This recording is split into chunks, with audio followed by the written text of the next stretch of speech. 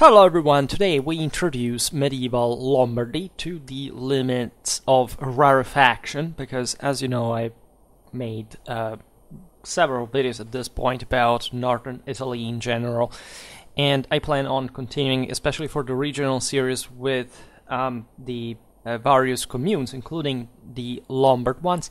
I made something about Milan, I think 1 year ago, for the very late Middle Ages, but I realized that there is really a few still overall. Today we look at Lombardy as a whole, so from antiquity to the Renaissance, and as such we will not be able to just describe every single city in detail. That's why I will delegate that function to the other series.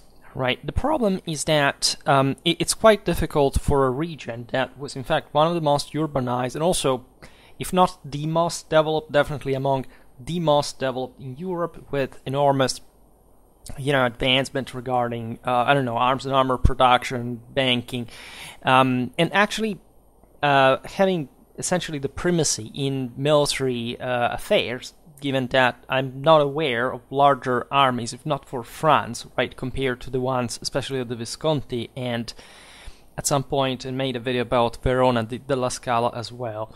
So these are all topics, again, that require dedicated, themed videos.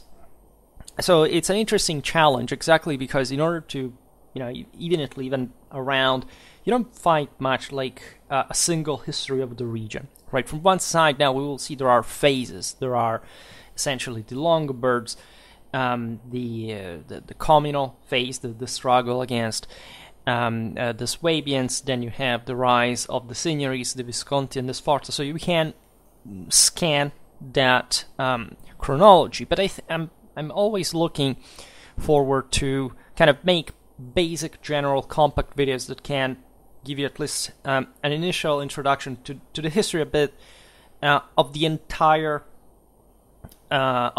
region throughout all this time, right? And highlighting the most important points so that you can eventually descend into the details. Naturally, this is going to be an excruciatingly long video per se, because when I say very short introduction, it's literally not just. It's even like a mockery in the sense that it's definitely too short for being a very short introduction, given what we are discussing, but let's try. So, Lombardy. With other videos, I started essentially from even pre-Roman times, and today I don't think I have the time for that. In any case, to make the long story short, the region did not have its own physiognomy or political and administrative autonomy in antiquity. You find some peoples, such as for example, after the Celtic migration, the Insubres, that fundamentally gravitate around the same area. They had Mediolanum as, in fact, their oppidum. But in throughout all this time, first of all, the boundaries were not the ones of the contemporary region of Lombardy in northern Italy, which weren't even the ones that encompassed it during medieval times. Actually, the historical region was bigger. There are some areas of western Piedmont, for example, where historical Lombardy, the term was extended also on the base of the Milanese, geographical expansion, a Milanese Signory expansion in the Po Valley. So Lombardy can mean different things. Maybe we will make a video about that if you're really interested, but the approximation here is definitely present. Lombardy was, in antiquity, part of Cisalpine Gaul, geographically speaking, and with the Augustan division, the eastern part belonged to Venetia, right? So, what pertains mostly to the northeastern region of Veneto in contemporary times. And for the western part, through the Transpadana, that somehow looks like Lombardy, and it's essentially north, on the left bank of the Po River, right upstream, in the western part of the Po Valley, right? And the border between these two Roman provinces was marked nearly by the course of the Oglio River. Now, we could say a lot about Cisalpine Gaul in antiquity. Let's say that historically, but it would be part of Italy proper, according to the Augustan administrative division, because these lands had been substantially colonized and urbanized by that point by the Romans. However, the Po Valley would remain throughout all antiquity detached from Mediterranean traffics. Let's say Provence was much closer to central Italy in connections than the Po Valley. Say Cisalpine Gaul was a bit like the barracks of the Roman Empire, especially in the late Republican and early Imperial times. Essentially, a substantial amount of Roman legionnaires came from, in fact, the Gallo-Italic population of this, in fact, Romanized and colonized area that maintained an important strategic function throughout a bit all the empire, and especially towards the later. Right, already during the civil wars, controlling Cisalpine Gaul had been the objective, for example, of Octavian and Antony, with the bloody battle of Mutina to evidence that. However, in the late imperial period, northern Italy grew in importance, given that it was this bridge fundamentally between Gaul, Italy, Germany, the Illyricum, and so also a militarized area. Milan grew in importance, as you know, becoming one of the de facto capitals of the empire, together with Trier, Sirmium, Nicomedia, etc. And this military character would be maintained, given especially the dynamics of the migration era, so essentially stemming the invasions from the north or trying to recover some surrounding provinces from Italy. And this region displays some interesting characteristics that from one side are such military orientation, but on the other still a markedly Roman character, right? Some of the largest cities of the empire, also after Justinian's reconquest, were in the Po Valley, such as Milan, Verona, etc. And these would maintain historically, and we know it from, for example, an epigraphical point of view that is very abundant, let's say visible still, that that kind of communal mentality, that municipal pride, political identity would be boasted during the High Middle Ages, was essentially already there uninterruptedly in these centers since Roman times, through essentially the aristocracies, but also a substantial amount of the free people that saw themselves as such in arms, right? As we'll see now, on top of that, other influences would come to strengthen that character for which we know the region for the later centuries. So when Odoacer was acclaimed king by the Heruli in 476, in the Pavia and Lombardy, that let's say at this point still Cisalpine Gaul, if you want, which he had occupied together essentially with what was already the Italian army, mostly constituted by Germanic federati, but that had been there from quite a while. However, the cities of Insubria remained florid, right? Milan especially, as a beacon of Romanity throughout even the following centuries in Lombard times. We will see now how, which institutional importance in that it would cover. The poet Ausonius praised Mediolanum as no less beautiful and no less rich than Rome at a point. The Po Valley at this point had recovered further of her strategic importance, because this was the land where the Italian hospitalitas was normally carried out. That is to say, the federati that were settled in Italy for the essentially the defense of the country, were mostly settled in the north, right, and or along the Apennine Peninsula. So essentially in the most strategic areas, right. There was also across the Alps all a system of fortifications in depth that still worked, etc. So first we have the Heruli and all the other groups that were, as we've seen, part of Odoacer's forces. Later would be the turn of the Ostrogoths of Theodoric. As we know, Odoacer was defeated by the king of the Ostrogoths on the banks of the Adda River,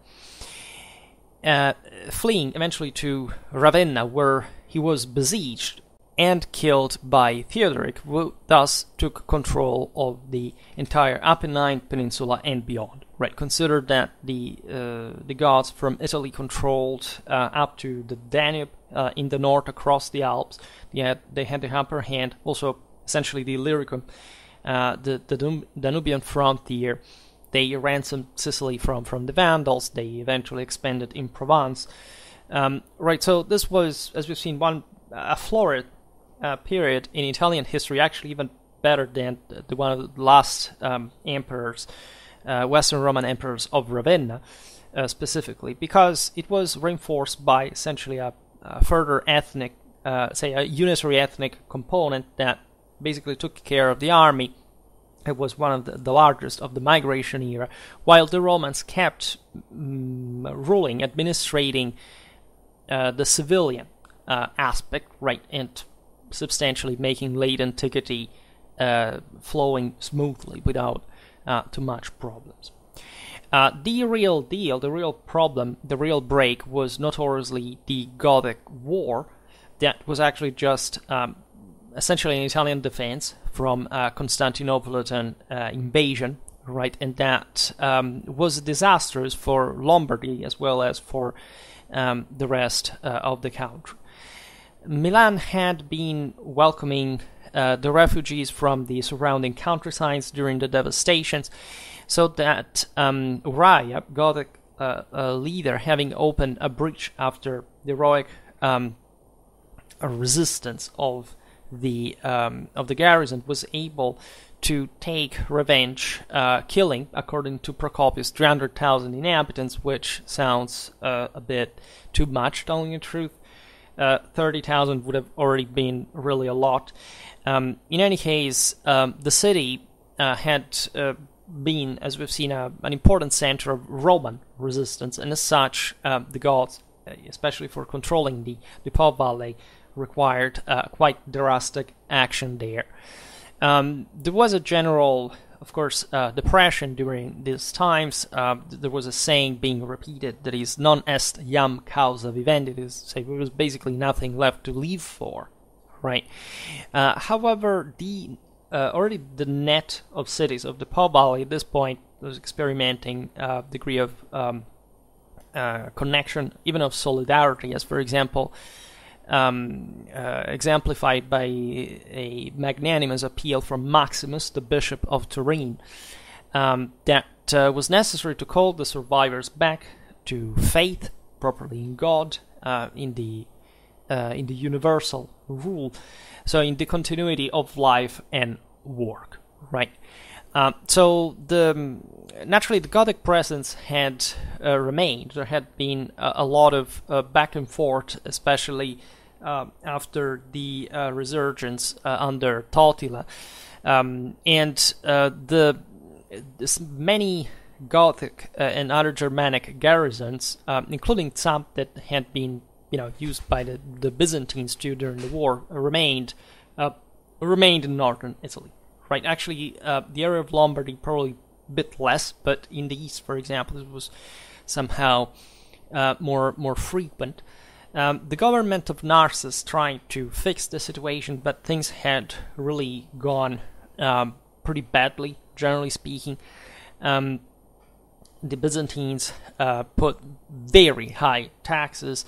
Their officials were corrupted. The pestilence and famine had struck right the population, the agricultural resources, and politically speaking, there already was the the evidence of the fact that Byzantine government had practically nothing to do with the country just per se. The Constantinople issued basically some ecclesiastical policies that ended up in the schism of the three chapters, disseminating such serious discontents that the Byzantine authorities started making agreements with the Lombards for settling them as a basically buffer state in the Po Valley, especially against the growing Merovingian expansionism. That was also a great part of the reason of Justinian's reconquest. Right. After all, again, the Po Valley, especially from a Byzantine perspective, was a very decentralized area, and it would be easier for them to make this Germanic people entering from Central Europe the land and trying to essentially control them as proxies, as foederati, right? So in this period, the general situation was particularly depressed, as we've seen, and the Lombard migration was the last and the largest, actually, of the migration here, at least through the largest in the West, brought to like a replenishment of the demographic resources. It is true that the Lombards and their allies, there were different groups like Saxons, Thuringians, Swabians, Slavs, Sarmatians, Huns, etc., were overall just at most like a 3% of the entire Italian population comparatively, but it is indeed evident that in some areas of the north, even just their demographic ratio was significantly high. This is true in relative terms for northeastern Italy. We have seen it, for example, in the video about medieval Friuli, and even though which were the most frontier areas, right, and the ones that the same Lombards would take great care in fortifying, both against the Avars, the Byzantines, and so on. Albeit Lombard was going to take the name from, in fact, the Longobardia, the land of the Longobards. The region was significantly more populated, right, for these people to leave much of a stronger impact, right? And the name would derive mostly from the fact that Lombardy was the most developed area, the most Romanized, the one from which the Longobards basically even Romanized the earliest, right? Creating even some kind of different bias between, in fact, what would be called the Neustria in the west, with Pavia, Milan, etc., and the Austria of northeastern Italy, that remain a bit more Longobardically traditional, we can say. But this doesn't absolutely have to diminish the accomplishment of the Longobards that did have difficulties, as we will see now, in the beginning of their rule, especially maintaining control of the land against the Byzantines, the Franks, and against the undisciplined, right, dukes that wouldn't want to, the establishment of a monarchy, which among the Longobards was really a new thing, right? They were some of the least Romanized of the Germanic peoples. But again, what they managed to achieve in a couple of generations was, one of the actually greatest success in early medieval civilization, and inexplicably against any, in fact, historiographical evidence that we have accumulating overbearingly at this point. People still presume that Longobard Italy had some sort of problem in cohesion, because, and I would gladly make a video explaining how much this is completely and diametrically wrong, right? This is not a personal opinion. This is just, I could easily quote you whichever literature you need about that, but basically historians, essentially both German and Italian nationalists in the 19th century, wanted to stress the difference between the Germans and the Romans, and they basically studied either the very beginning of the Lombard kingdom, one of the ducal anarchy, and the very end when the Franks took over. And at that point, that there had been some fractures in the very last years, because especially of the attitude of Neustria was too complacent to this foreign pressure, essentially missing the entire middle of Lombard history, which is characterized by a radical political, administrative, and territorial unity. Right, the duchies weren't absolutely trying to subvert the monarchic order of the kingdom. They remained all in line from the time of Authority onwards in the very late 6th century, very early 7th, till the end, right? And even the allegedly most decentralized ones in the south, like Spoleto and Benevent, were basically in line. They recognized constantly the monarchy. Nobody literally put it ever in doubt until the end. And the thing actually continued even beyond that, as you know, in Carolingian times, as I made a video on Carolingian Italy Empire.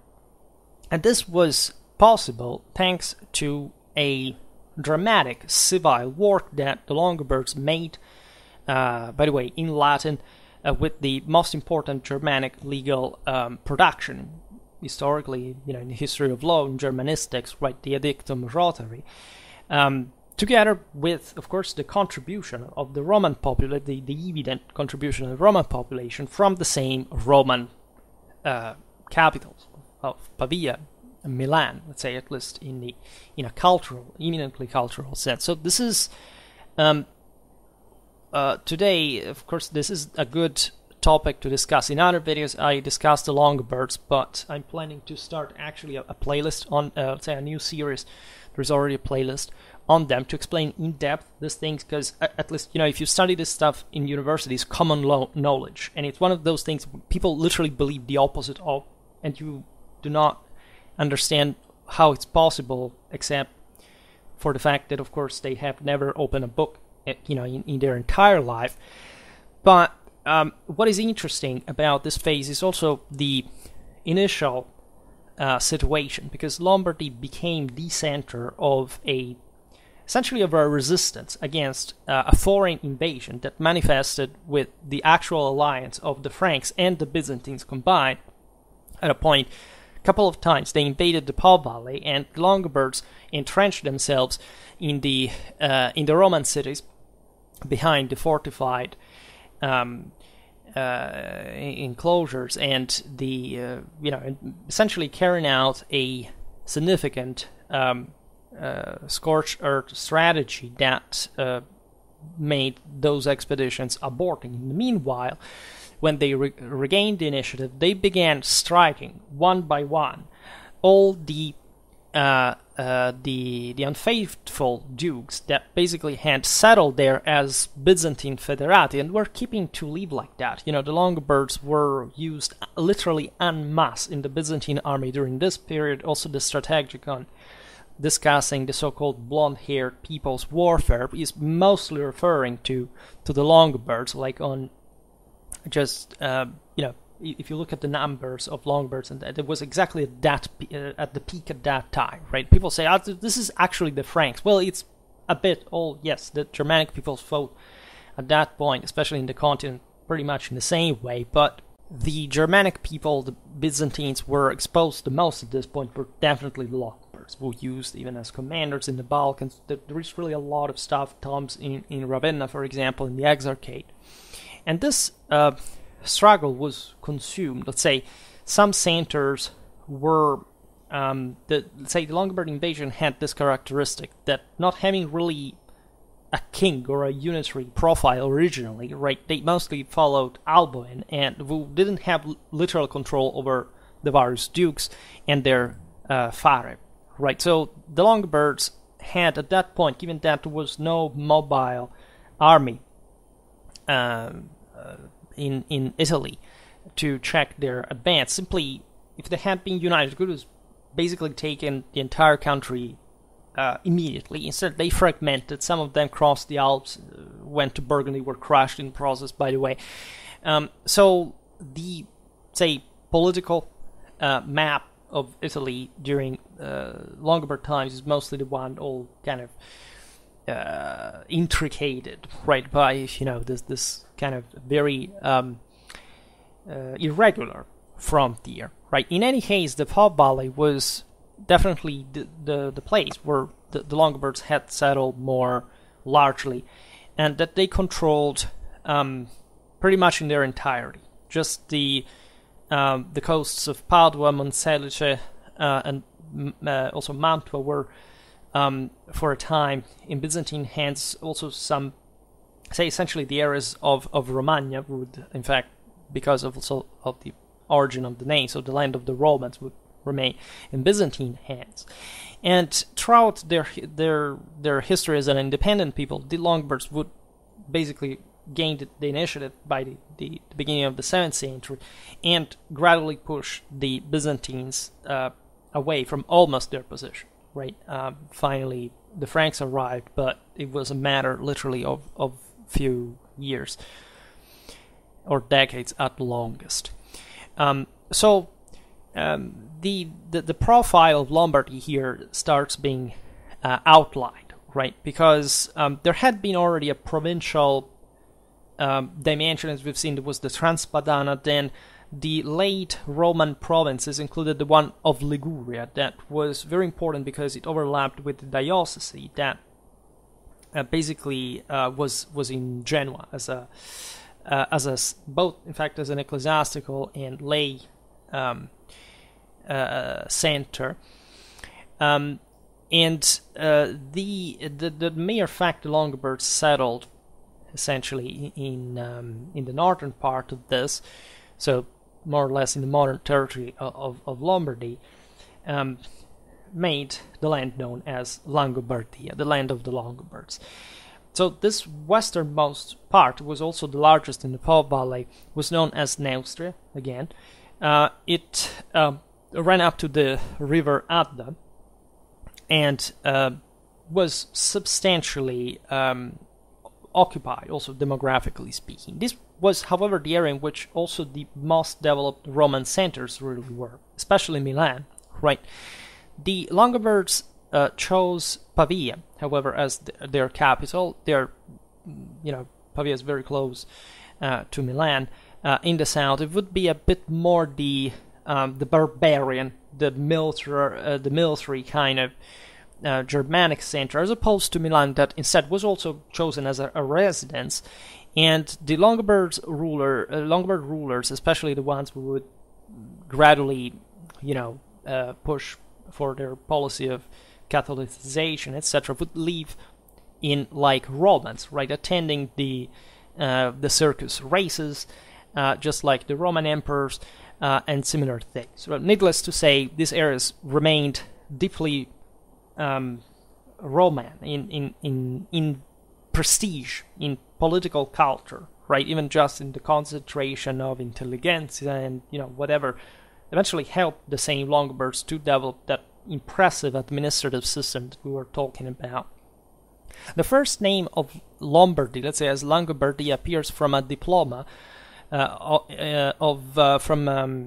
the Merovingian king Dagobert, dated July the 30th, 629, right? And so showing that the name of the land, also in international policy, was recognized now fundamentally as Lombardy, the land of the Longobards. So the Longobard settlement in this sense was probably not even traumatic, right? The Longobards were to essentially stay there, right? At least it was evident that this position was the most prestigious. Of course, they were not just passing by. They did think at the beginning to come back to Pannonia, at least in theory, because they didn't know how the thing could go. But as long as they established themselves in the Po Valley, they knew that was their place. Of course, it would have been pretty dumb to cause any kind of damage. In fact, we do not have any evidence of that, right? Even the story that Pavia would have been besieged for 3 years, right, is an historiographical myth that was written later to confer the Longobards the same prestige that Theodoric the Great of the Ostrogoths had in besieging Ravenna, right? And there is no evidence historically, archaeologically speaking, that this siege had ever taken place. On the contrary, it seems that most centers of the Po Valley simply opened the gates to the Longobards, a bit because it's likely that the same Byzantines had planned this, right? In part also because there were some Germanic garrisons, for example, the Gothic ones, that simply were to be absorbed by the Longobard people. As such, there was some warfare. Definitely, there were, especially in the locks of the Alpine valleys, there were some Byzantine garrisons that existed, for example, on the island of the Como Lake or things like that. But we know that they simply, remained there, and that they had a peaceful relation with the Longobards until they basically, gave up and they blended with the rest. This aspect is quite fascinating because it tells you that there were different expectations, definitely from the imperial side, but having recognized the fait accompli, let's say, this land started working now on the base of a Germanic government. So we do not know also of any specific persecution, for example, of the Catholics, right? The Longobards were Arians. Some of them were definitely pagan, and even while being Christians. In any case, in spite of this initial kind of, because the Pope was the enemy as much as it was part of the Byzantine Empire, right? So that there was some initial distrust, right? And also some ambition from the side of the Milanese archdiocese that competed with the Ravenna in Rome, and just the natural time that it would take to properly make the Longobards Catholic in a land of not just of ancient Christianization, but of overwhelming Roman Catholic majority. They would kind of maintain a bit the distances from Catholicism, but even here, no persecution, no Arian persecution is witnessed. Right, at best, it was the bishops of certain sees that, at the arrival of the Longobards, spontaneously fled to other centers. So the Longobards simply elected their own Arian bishops in the same sees. But in general, again, it was a matter of international conflict, right? Not really something that was touching on the population, right? And again, if you have to rule on these lands that also function by European standards at this time, in spite of the war of the Justinian plague and so on, pretty damned well, right? And they are still the richest, basically, in the continent. Well, the objective was to consolidate such advantages and such development. Lombardy at this point was not as advanced as central and southern Italy, but the shift was to happen over time. We will see it now, and especially under the Longobards. Right, by the time of Charlemagne, northern Italy is already, and we know that from the Frankish polyptychs, right, comparing northern France and northern Italy, basically the most advanced area in the continent, not just in the peninsula, meaningfully enough.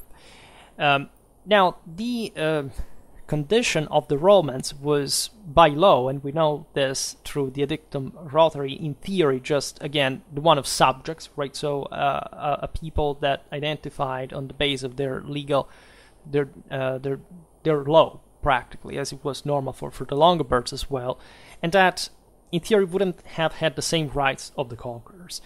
There is, however, even in this case, any evidence that if there was any specific boundary in this sense, also as far as the local, policy and business was concerned, it ever lasted for long, right? We know that when the Longobards settled in Italy, they had a bit, which was normal in the Barbaricum, a bit of a paranoid mentality. They occupied immediately the cities, right? Italy is a country of cities. They ruled from the cities and never from elsewhere, right? The Franks ruled from the countryside. The Longobards, as the Ostrogoths, had immediately ruled from the cities. They initially settled in some kind of persons, the fortified areas, the citadels. In a couple of generations, however, the costumes were practically all blended, right? Especially Longobard women were particularly sensitive to Roman fashion. They were a bit like the middle women, in fact, in this process of cultural compaction. Surely the initial phase of the so-called ducal anarchy followed the assassination of Alboin and his successor Clef, lasting 10 years from 574-584, was quite harsh, because at that point the Longobards chose not to elect a king, right, and so to start behaving a bit on their own. Partly they did consolidate greater power locally. They substituted as basically leaders of dioceses. Here we count 30 centers. It's basically overlapping the same 30 city-states that you would find in communal Italy, right? The only problem is that by not having a head, they were vulnerable. So it took this Byzantine and Frankish backlash to make them realize that things could not really continue going on that way, so that they elected Authari, an incredibly effective as ruthless sovereign who basically spent his life literally beheading all the Longobard federati faithful to the Byzantines in the Po Valley, with severe, clashes, right? Scorched earth strategy, the destruction of certain walls, and so on, but part of a war, not of any voluntary damage to the same land that they were going to recover. And after that brutal yet effective policy, the Kingdom of the Longobards was established to basically never being abolished, because it remained the Italic kingdom up to the secularization in Napoleon, with the capital in Pavia, but again a reliance also on the surrounding cities, and having its core in the Po Valley. So this northern part that eventually would come to rule also over Tuscany would be known as Langobardia Major, right? The southern duchies, especially the Umbrian, the Campanian ones, the Apulian ones, were known as Langobardia Minor, right? And Langobardia from this time onwards was the name with which basically Italy was known to anyone, to the Franks, to the Arabs, right? The term is always that one, right? In other words, Italians were known as Longobards at that point, and they basically identified as such because, as it's clear again from the Edictum Rotaries, that if you wanted to maintain the Roman identity, even later on with other norms issued in the 8th century under Liutprand, etc., you could simply do it. You could be a Longobard even, and making a contract with another Longobard in Roman law, if it was advantageous to you. There was an incredible level of literacy in the Longobard kingdom, and we have some beautiful charters preserved that show essentially the very good social balance that favored, in fact, a politically compact rule. But essentially, by that point, say the mid-7th century, it was evident that any person living in Langobardia was a Longobard. In other words, the Romans, if they had ever been considered, which is difficult to believe considering what was still standing in the Po Valley at that point, like kind of second-class citizens, and they were, again, the overwhelming majority.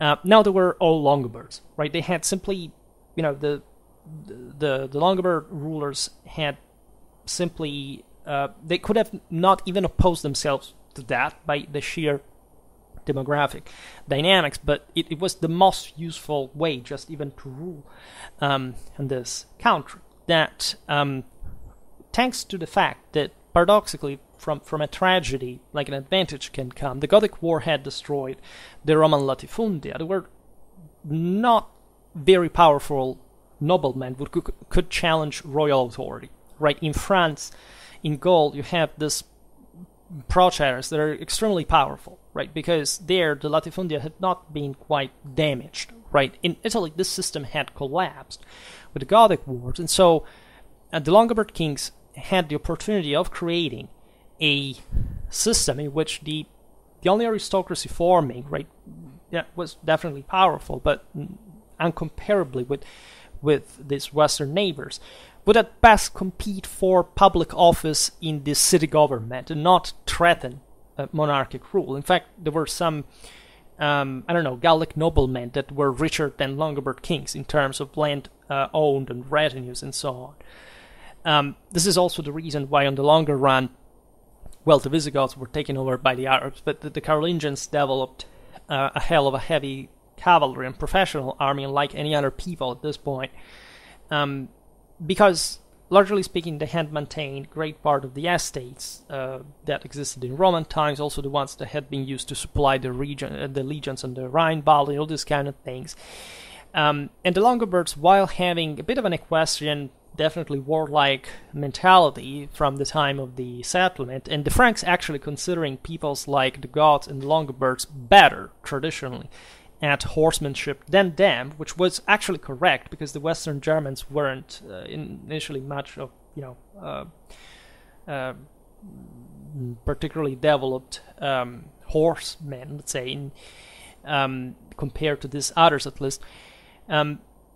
Gradually gentrified, civilized. Again, the Longobard dukes administered their districts, administrating justice, being literate, attending trials, and so having a quite functional civil administration that in Carolingian times was considered, in fact, as the most advanced. And Charlemagne was so careful about this that he wouldn't abolish the Longobard kingdom, but he became Longobard king himself, something that he did with no other people who was conquered by the Franks, in order also to make pouring to northern Gaul all this kind of intelligence, administrators, thinkers. This was done from other countries as well, from the Anglo-Saxons, from the Visigoths, but Italy maintained an enormous relevance, as you know, in the institution of the Holy Roman Empire, because without the Iron Crown of Pavia, of the Longobard kingdom, you could not become Holy Roman Emperor,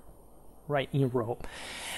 So the centrality of the Longobards, and the fact that the Franks basically considered them as the only people peer to them, which says really a lot, does derive from this awareness, right, of the fact that the Franks by that point were a bit more brutal, but military stronger, right? The Longobards now were their subjects, but they were also very civilly advanced, and they contributed importantly to the Carolingian Renaissance as well, right?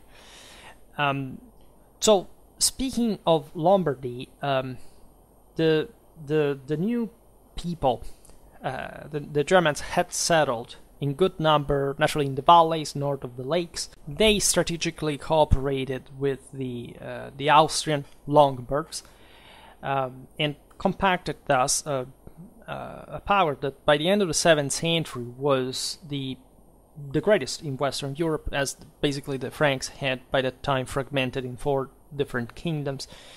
So at least speaking of the Latin Germanic world, because the Arabs had kind of a more unitary, powerful rule in Spain. But let's say, again, the civil element, which is exactly the opposite what you usually hear about the Longobards, here is basically the cornerstone of great part of the European early Middle Ages. This stability was expressed, let's say, I don't know, here I put something about Longobard art. There are the common masters that famously gather on the island of the same name. At some point, their art spread throughout all over Italy during early and high medieval times. The stability provided by the Longobards is just expressed even by some sources. There is an anonymous of the very early 7th century who says, God's providence had made so that at least now there is a strong power, a unitary one, essentially a a general pacification, and gradually things began to restart, and to start again from this monarchic institution ruling specifically from the cities. In a country that had historically depended on them, was that compact, had an important endemic concentration, and could operate within the bound, even just the geographical boundaries traced by the Alps, the Apennines. The renovation touched the countryside, right? Given that the Longobards stimulated an intensive cultivation to compensate also for the losses suffered, but the potential that just a different land exploitation than the latifundium had not been yet expressed. There were lots of peoples from Byzantine Italy that basically fled their communities to go live in the Lombard kingdom because the taxes were considerably lower. There is, in the cities especially, a great spiritual harmony, right, that soon puts an end to any kind of, even if there had been ever kind of religious difference, right? The converted German now found himself praying in the same church as the conquered Roman, right? There is an important religious policy followed by the Lombard kings, and even in the of reconciliation, even in their Arian phase, right, for which they understood specifically that after especially the failed attempt of the Byzantines to knock the Lombards out, the papacy was to be a great ally, right? And even in fact the myth that the Lombards hated the papacy is completely devoid of evidence, right? Just at the end of the kingdom, the Lombards, at least it was an anti-Lombard papal faction that was the one who took over and called Charlemagne, that left this kind of propaganda. But up to that point, by the way, the Lombards had become perfect Catholic at that point. But in general, the relations had been positive and cooperative. The Lombards also protected the Pope against the attempts of the Byzantine Exarch of Ravenna of actually killing him, which is something that, the Byzantines did, right? Constantinople did kill the port popes and things like that. So the as we've seen, it was an osmotic process, but there were also essentially from continental Europe some influences, given that the Frankish world, as you know, had passed from paganism straight to Catholicism. They had not gone Arian. The figure of Theodolinda, right, a Bavarian princess, first married to Altharic, then with Agilulf, brought an important degree of dialogue in Italy. She was very revered because of her status by the Lombard nobility, who let her even choose her second husband and thus Lombard king. Her epistolary with Gregory the Great is very famous. She had the son she conceived with Agilulf, baptized according to the Catholic rite. She had her favorite residence in Monza, as a matter of fact, while also Milan was gaining particular importance also as a church, throwing Pavia, at least from the political, let's say the administrative importance, a bit in a second ground, because Milan just was more important historically, and Arianism gradually diluted, right? Even when it was still the official creed of the Lombards, the kings founded and promoted pious works. For example, the churches of St. John in Monza, the one of St. Peter in Civate, the one of St. Peter in Golden Heaven in Pavia, by the way, the monastery of St. Julia in Brescia, and the one of St. Columbanus in Bobbio are also the witness of an international prestige of the Lombard court, of their initiatives of Christianity, full Catholicization and of good relation with the Franks, with the papacy, right? Because for most of their time, they were actually allies with both of them. And the Milanese church especially grew greatly in relevance, in prestige, right? It was basically the very close to the Gallic Church, also naturally very deeply in contact with the Rabbinate and the Roman one, right? And it's the history of Lombardy here we have to skip, because no major difficulties arose until the wars against the Franks, right? So the development was smooth, as we've seen. Lombardy was ruled by great figures such as Rothari, Liutprand, right, becoming the center of a kingdom which managed to gradually erode the Byzantine territories in the peninsula under Aistulf in the mid 8th century. The same Ravenna fell into the hands of the Longobards, who styled themselves as, again, kings of the Longobards and protectors of the Romans, right? The Longobards were very admired because they never compromised with institutional Romanity, right? Naturally, they were not by that point a Romance people. Longobardic was very similar to essentially today's Swabian and Bavarian, right? They were Elbe Germans, but the majority of the people naturally was Romance. The Longobards wrote in Latin, wrote in this language gradually evolving also towards a vernacular, and they were generally speaking open to, even to Roman merchants. They understood the potential of this international relations, and they would have easily finished to expel the Byzantines from southern Italy at some point and simply seized Rome, which also they besieged for like a couple of times. The papacy in the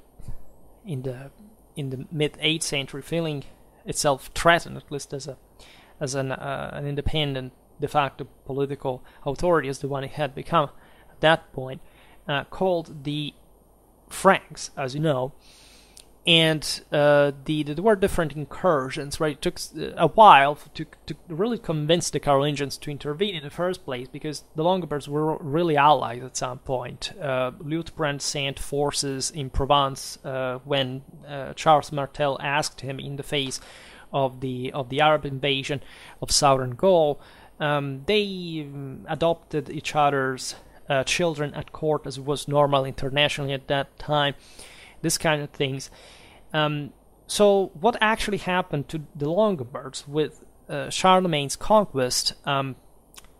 They wouldn't disappear, right?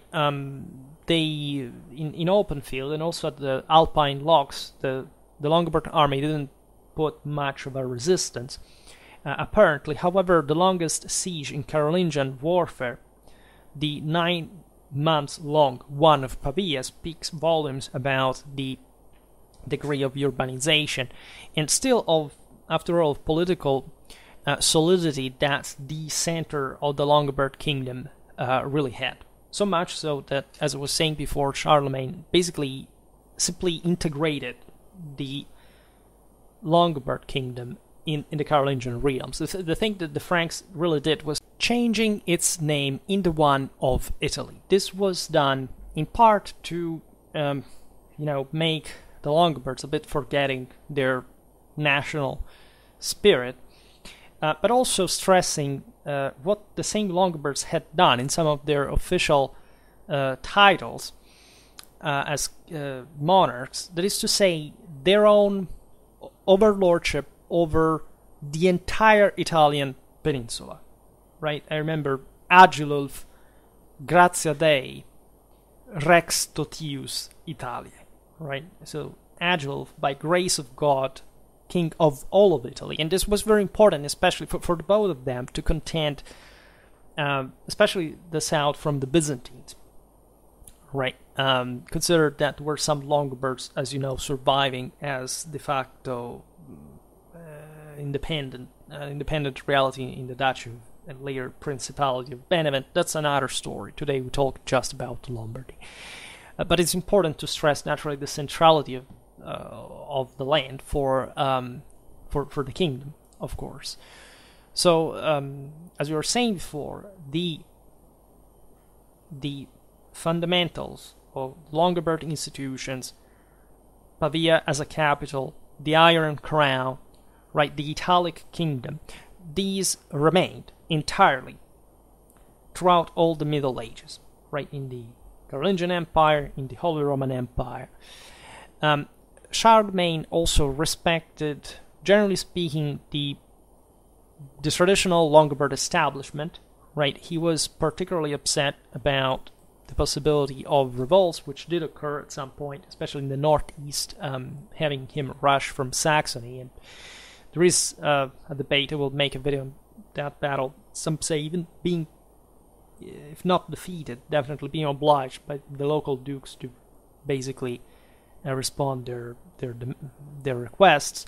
In fact, given that the Longobard dukes were not dynastic, like most of Frankish rulers by that point, at their death, the Carolingians could simply put somebody closer to their policy, from their administration. Naturally, there would be back and forth in this regard. In any case, the administration, the political, the districts, the general political direction remained the same.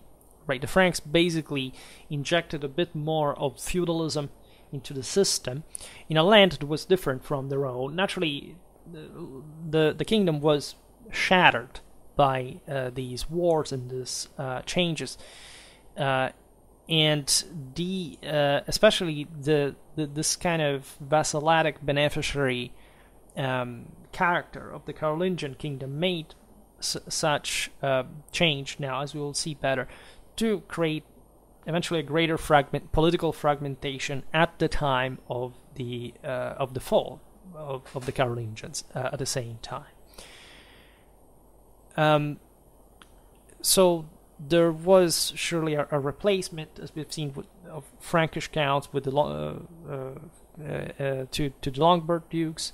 There were essentially some 1,000 Frankish warriors that were settled in Italy as well, and from the very heart of Francia, in the northeast, in the areas of today's Benelux, northeastern France, some of the most powerful houses existed at the time, in fact founding many famous ones in also medieval history later on. Charlemagne issued in 801 the Capitularis Italicum, which in a sense still confirmed the particularism of Langobardia. Now, in even here there would be a story, a more detailed one about the various political events, but it's something we will see in a more detailed video. In any case, in 888, the Carolingian Empire simply melts in itself. So at this point, Lombardy, as it was still called basically Neustria, at least in the narrower provincial sense of, as Lombardy was a bit the entire Po Valley, as we've seen, and also a great part of the rest of the peninsula, had maintained essentially a unity. Right, Neustria had remained under the Carolingian a single duchy. Now it was split in two marches, right? One going, from Ivrea to the Ticino River, and Lombardy proper, let's say essentially the Milanese area, right, between the Ticino River and the Sarca Mincio let's say river waterway, and also between the Alps and the Panaro Trebbia Springs, right, compacting like essentially as a square. And And in 950, this would have been reduced between the Alps, the Ticino, Po, and Oglio rivers further. Within the Mark, however, there were lots of important cities, the ones that had been a bit the heart of the same Langobardia Mire, at least the Neustria, let's say better, Neustria. So Milan, that at this point in its comitatus had Como as well in the north, right, in the pre-Alpine areas. So these were very important territories for the connection with Germany that, as we've seen, would increase dramatically at this point. Then Pavia, the Seprio, Bergamo, Lodi, Cremona, Brescia, Mantua, Piacenza, Parma. I made a video on medieval Parma just recently, Reggio, and Modena. So you understand this encompassed also essentially the right bank of the Po River, the Emilia region. So that's how, let's say, malleable Lombardy was, still, in different, depending on the time that we are discussing, right? The city remained uninterruptedly within its comitatus that was originally a ducatus in Longobard times, but the Franks brought the comitas, right? So it was a comitatus. Remained, however, identical, right? The same basis of the political administrative district with the city, the diocese in the typical Roman fashion. It is the seat of the count, with all the civil, military, and judicial authority working there.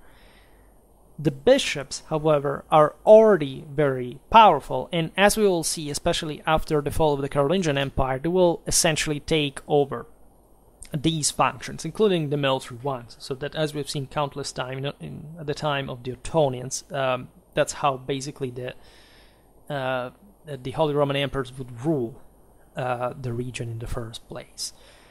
And they weren't the first ones to do so, because already in Carolingian times, wide immunities to the churches on many assets had been, even in late Longobard times, there were lots of monasteries being founded, especially before the Franks were about to take over, so hoping to salvage some property through ecclesiastical immunity. The same comital jurisdiction in Carolingian times had been enhanced, right, in a more feudal way according to the Frankish practices. There were some Italic kings at this point, such as Berengar of Ivrea, who granted the bishop of Bergamo the government of the city of Bergamo and the faculty to repair the walls, which was a very important privilege and duty and right that normally pertained to kings, right? So even in France and Germany, when you see this thing exactly in the 10th century at the time of the second invasions, remember that this means that whoever was entrusted with this power had an enormous control locally. In fact, this provision of Berengar was provided for the defense against the Magyars that at that point were tormenting Lombardy as well as other Western European regions. The same concession to repair walls, etc., was repeated for the churches of Cremona, Como, Pavia, Vercelli.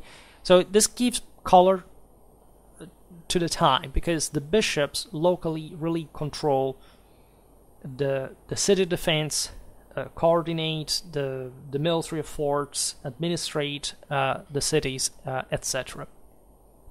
Consider in all this, as we were recalling before with the Carolingian diplomates and so on, the position of Lombardy had increased dramatically in importance, because the Carolingian Empire, and generally speaking this Latin Germanic world, had been compacting from an essentially continental standpoint, right? So, for example, all the trade with the East coming at the mouth of the Po River would have to rise up, and Lombardy became essentially the broker between the Mediterranean and Central Europe.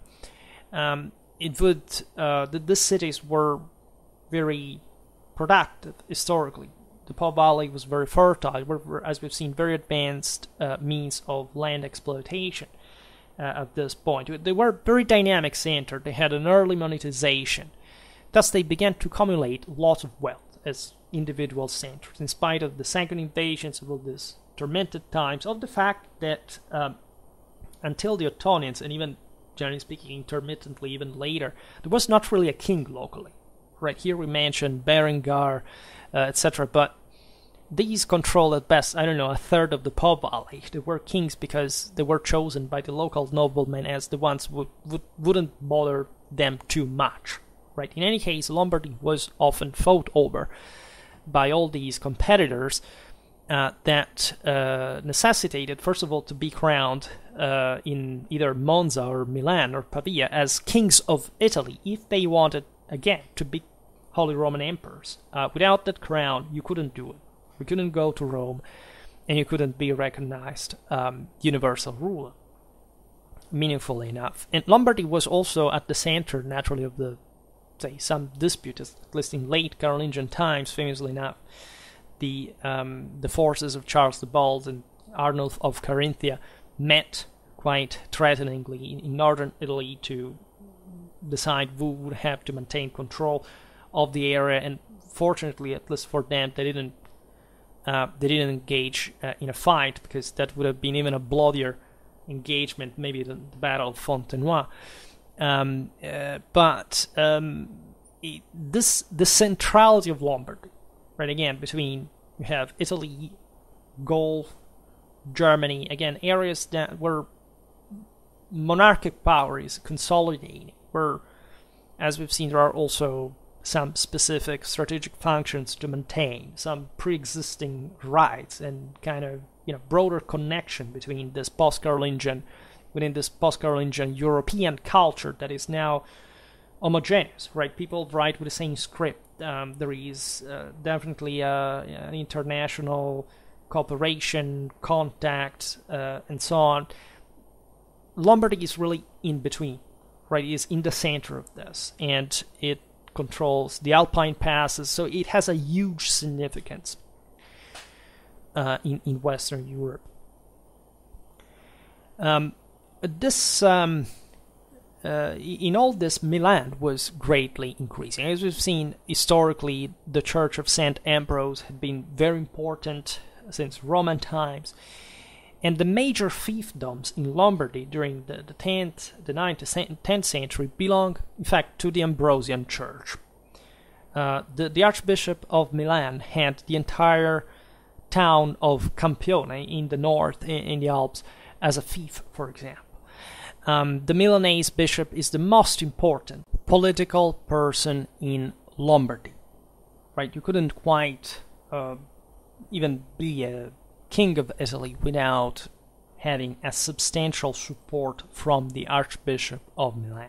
Right? And an indication of this new order is Ansbert, Archbishop, who at his behest restored the walls of Milan and asserted his preeminence as metropolitan in northern Italy against the Saint Pope John VIII in Rome. The thing is a bit more complex than it sounds, but definitely there is a competition between Rome and Milan, even as far as the spiritual affairs are concerned, considering especially the decline of Ravenna over time. But here there were all some policies with Western and Eastern Frankian. Those would be definitely worth being discussed in another video, especially the ones about the history of the Urbs, because that's really a messy but very fascinating time. So, in other words, the Lombard Church possesses directive functions, so that when the Ottonians arrive in the mid-10th century in Italy to put an end to the relative anarchy of the counts, kings, let's say, and having essentially being crowned in Milan in 961, recognizes and encourages the same local church. Right? Otto felt the need to seek among the clergy a foothold against especially lay feudalism, right? And this was done. This was particularly achievable in Italy exactly because, as we've seen, this was a land of cities, and even though there were some feudal noblemen in the countryside, and also quite powerful ones that were de facto controlling the various lay districts in which also these dioceses fell, still the bishops had similar powers. They came from the same families, telling you the truth. They were warlike, and they had definitely quite a political shrewdness there. Thus, the Ottonians begin to recognize a comital authority to the bishops, right, for their own dioceses slash comitatus. Again, because in the typical Frankish fashion, to every district corresponded a lay ruler, the count, and a spiritual one, the bishop, right? The Ottonians reunite this in one, right? There are bigger say districts such as the marks, the duchies that comprehend larger amounts of counties, but definitely such a powerful church like the one of Milan has a much higher power, to an extent that it would be connected very strongly to Germany, right? This is basically the face also of great German appointees, as we will see up to the 11th century, in part even beyond, that would trigger all a series of issues, including the incipient struggle, investiture controversy, and Gregorian reforms, and so on. Right. And objectively, already at this point, the bishop is not the only force, let's say, acting in these cities, nor just the noblemen in the countryside were, but there was also properly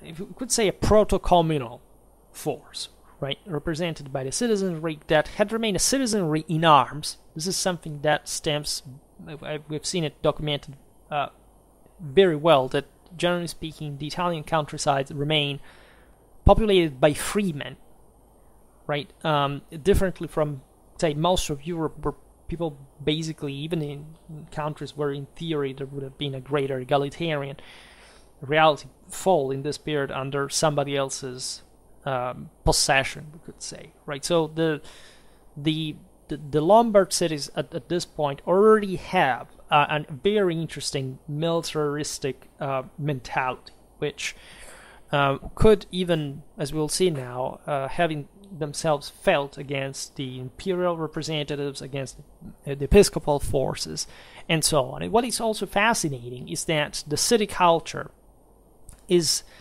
classically and layly oriented, right? There is a great sense, again, of Romanity, even though these people call themselves Longobards, right? And they literally believe that they are Germans. Liutprand of Cremona is very clear there as an ambassador to Constantinople, that the Longobards, the Franks, were something different from the Romans. But indeed, as also the beautiful art of the period, the same properly styled out Romanity of the empire in Ottonian times. I made multiple videos about this.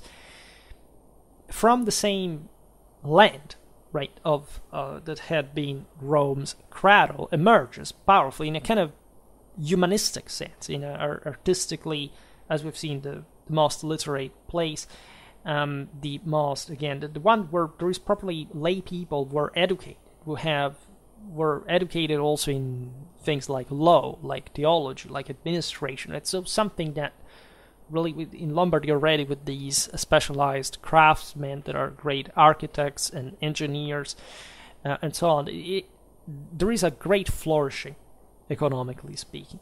Right, consider that already in Carolingian times, with the Olonian Capitulary of 825, some lay schools, no longer episcopal ones, had been established in every notable Lombard center.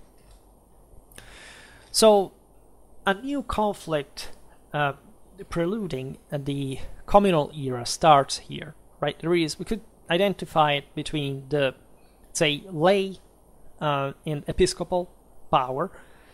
Milan definitely is the largest arena of this.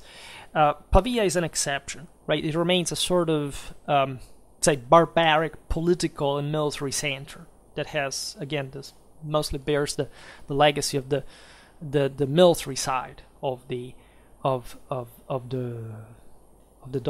rule of the government, right? The Iron Crown, this almost Spartan Germanic mentality that has come to bring order in this Italic kingdom, right? It's also the permanent seat of the sacred palace. That, sadly enough, this was one of the greatest tragedies in the history of mankind. No doubt, was destroyed by the Magyars, eventually by a revolt, together with the archive of the Italic kingdom. Which is, again, if one thinks only about that, what it means. Fortunately, we have the Lucchese one for Tuscany, that is also, in fact, notoriously one of the, I'm prone to believe the most documented reality in Europe during the early Middle Ages. But the sheer damage that humanity received from this loss is unspeakable, to say the least.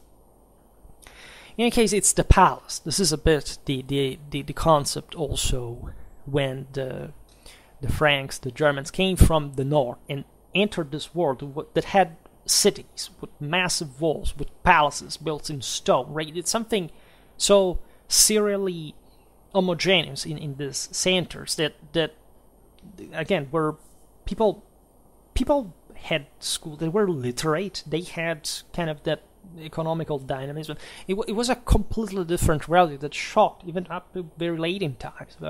Otto Freisingen, for example, at the time of the expedition of Barbarossa, it was really again a more advanced cultural reality. The Carolingians had noticed that, the Ottonians had noticed that, the others would notice that, and this would contribute naturally to the interest of the rulers in these lands south of the Alps. It is in the 10th century that Lombard trio that we will see up to the end of the Middle Ages, let's say aristocracy, church, and people, that never fully take control. Like there is no, even in communal times, like a popular government in Lombardy. Right? There is always a balance between these three elements. Well, Pavia is at this point the center of resistance of say two imperial episcopal forces for the defense of the lay aristocracy, right? Which is ironically actually to be isolated, or at least to transform into something closer, at least to a city force, because the communes would gradually say develop to the point that actually they were created by the same military aristocracy that abandoned the countryside because the city had simply surpassed economically this other world, and that's where they started ruling from. And there is the external influence, also the policies between the papacy and the empire. As we've seen with the House of Saxon, immunity benefits and land donations to the church had been increasing, right? So the power of the bishop often extended for several miles outside of the city. For example, the church of Lodi commanded up to 7 miles beyond the city walls. That of Cremona reached the banks of the Adda River. Como included the Comitatus of Bellinzona, part of that of Lecco, the locks and the bridges of Chiavenna that are also all pretty strategic areas, right? Lombardy is, you can see even from the pictures and notoriously from geography, full in rivers, right? The affluents to the Po River form all these various, say, branches, and the comitatus of the various cities basically develops within them, right? So they're all very close, they coordinate their efforts, there is a common waterway, the Alpine passes that are close. So again, they are very, even, they're actually good ground even for infantry in the first place, right? You imagine the Po Valley is a flat land, open ground. Actually, it's the field of infantry. if you consider all the canals, all the ditches, we will see it now, without mentioning that before the 12th century, some areas were substantially covered still in forests and swamps, but already at this point, it was a pretty advanced place, as we've seen, for European standards.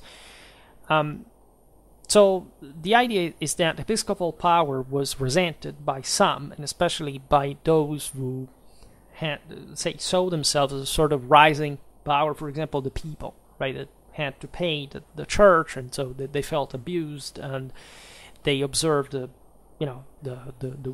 military power of the church, the nepotism, and so began, sometimes even populistically, to complain, right, in a spiritual, religious sense, against the episcopal power that was an imperial one as well, right? You see, so all these bishops, as we've seen, were essentially imperial men of some sort, right? So this proto, let's say, wealthism, or even there was substantially felt, even by some degree at least, of Lombard national identity, meaning that still the majority of the people identified, as we've seen, as Lombards in this era. So I don't know, even a Germanic bishop speaking German, etc., was felt different. It's a mistake to presume that these clashes were nationally based per se, but that was also a factor, right? The locals wanted more autonomy, and the emperors were for a more feudal order in the first place. So it's a bit the leitmotif, as you understand, even up to the wars of the of the Lombard League, etc. So what happens is that Milan rises up against the bishop Landulf and even expels him, right, and forces him to pact. This goes as early as 933. This is even before Ottonian times. This is when Henry the Fowler actually comes to power in Germany, so far from his son's Italian conquest. Now, shortly after, Cremona stripped the bishop Alderic and the high clergy of their goods, and did not spare the lay vassals, let's say, subject to the church, because this was yet another thing. It would happen also later with the commune. The fact that the city controlled the knights of the countryside, which is something that, again, north of the Alps was unconceivable. But this is how powerful the church really was. In this case of Cremona in 1027. So the commune here is evidently taking shape. In order to do this, you understand that already there had to be a body of armed citizens that counted on their own liberty, on their own, also their own material wealth. This would be very important for the development of the armies as well, and wanted to maintain their own prerogatives. There are some attempts to invert this system, right? And an attempt also from the lay aristocracy to exploit the situation. For example, Arduin of Ivrea relied on the Pavese party, as we've seen, the one of the lay aristocrats that wanted still to rule beyond the emperor and the church. So Arduin of Ivrea is the last, basically, Italic king, right? This is the moment in which the Italian nobility still had a say as such, as hoping to become kings of Italy before the communes basically took over the entire system. So this was also an anti-German coalition, because it was fighting against the Ottonians, the last Ottonians, Henry II. It brought together a coalition of feudal malcontents, but they were crushed by the German king. There was also the policy of the Milanese Archbishop Aribert of Intimiano, who took side now with the same nobility, with the common people, and basically lost both, right? Arduin closes the cycle of the feudatory kings, we can say, while Aribert the one of the episcopal regime as such. There is a revolt in Pavia against the imperial soldiers, which also brings to an unthink destruction of the royal palace, which is also a big deal because, again, it showed how few, the same what have now as in a Germanically hegemonic sense would have been that the imperial authority cared about the same Italic Lombard institution, so much so that from that memory stems also a reference to the carroccio as a symbol of popular resistance. Always remember, the carroccio is not the symbol of the Lombard city, it's the symbol of the people, right? Which is another thing, right? It was considered like a chthonic thing that the knights loathed because they were more Apollonially oriented. And the church, it was mixed, actually. Admittedly, there were intersections, but this, as we'll see now, these factions are important to identify. In fact, the popular element here is also crucial. In general, the various Italic vassals start obtaining equal status with the larger ones by the reign of Conrad II, right? The Edictum de Beneficis that will eventually extend from the empire to equating fundamentally the granting the inheritance, the dynastic inheritance also of the lesser fiefs, was an Italic capitular by the Franconian king issued in Lombardy, in fact. In a sense, some of these knights, the milites, would at least still side with the empire, like the Ghibelline ideal that, after all, those who bore arms, the cingulum militaris who fought on horseback at this point, were a bit the ones who were legitimized to rule, and that the people were de facto the chthonic forces that, cowards fighting on foot, what is that, blah, right, remains a bit in the sense of Ghibelline and Guelph allegiance, but it's also more mixed, as we just pointed out. In fact, when these forces began also to be quite assertive and to even abuse the people, there would be some fractures within them, because some of these milites were being attracted within the creation of the commune, of which they would be the authors, and naturally they needed the people as well, because nobody really fought just on horseback. They had their own retinues, and again, already at this point, the Lombard infantries are to be felt. We've seen even the ground what it was. They needed foot soldiers. And in fact, the struggle is very violent, right? It takes place at times, even again with populistic undertones against the feudal hierarchy of any kind, but it's really just shrewdly manipulative in nature. The nobles, however, are so pissed off at one point that they leave Milan to induce the same city to capitulate with a siege. And also Aribert of the bishop followed them. So there is a resistance lasting 3 years, from 1042 to 1045, after which the two parties, so the three even at this point, actually, the milites, the bishop, and the people, decide to negotiate, to reconciliate, and to essentially establish a joint government over the city. This is typical of, say, Milan is the paradigm, right? But this is the foundation of the commune. Milan just was the biggest, most important city, so it just anticipated most of this kind of mechanisms, right? So essentially it was about who could administrate what, who had power on the investments and so on, and everyone had their own deal, and they understood that the city in itself was even just in the wake of the various international issues. Here there were military expeditions from the emperors, local resistance. It was a pretty messed up situation.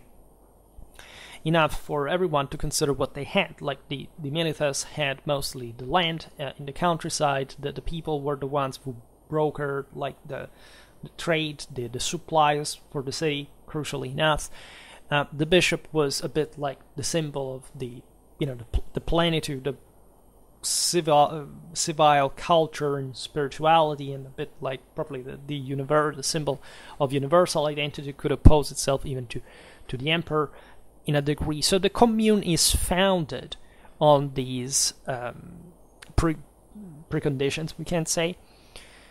Milan gives the signal of the new times, the communal era. Right, the other cities follow somewhat at a distance, but the outcome is the same everywhere. This is also typical of the Italian communes, and especially of the Lombard ones that are so very well, again, close to one another.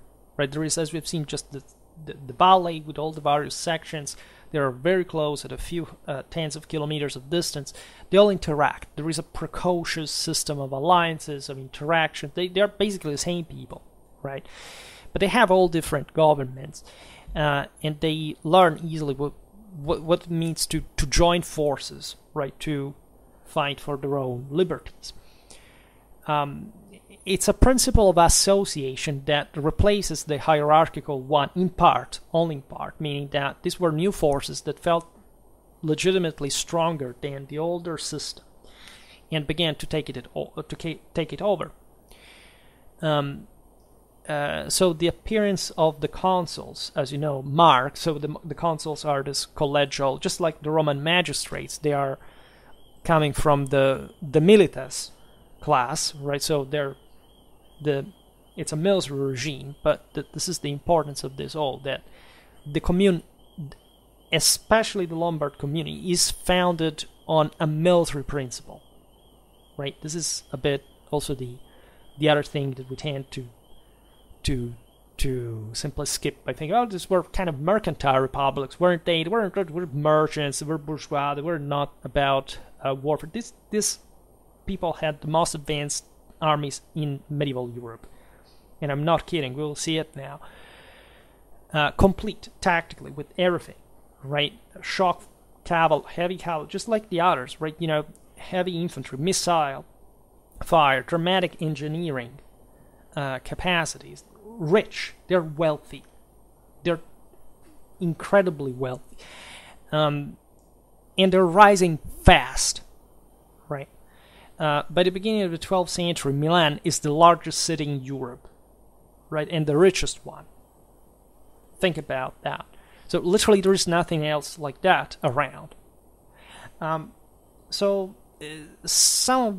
of these events took place bloodily. They were forged in blood, right, in war, in ferocious struggles, and so on. Sometimes, however, the transition could take place peacefully. For example, in Bergamo, the boni homines, so essentially the, valuable people by status, mostly from the rich merchant families at this point, take part in the government in common with the bishop. And some of them become militas themselves, and there are other rural knights that join, right? This happened in 1080. This is exactly the timeline for communal consular creation. In fact, the consuls in Bergamo specifically appear in 1118, in 1109 in Como, in Cremona as early as 1101. So for all these communes, we know, again, that they appeared because we have the first document telling the consuls said, so when it's written that, we know the commune had been established, but they had been established from some time before. We often don't know when.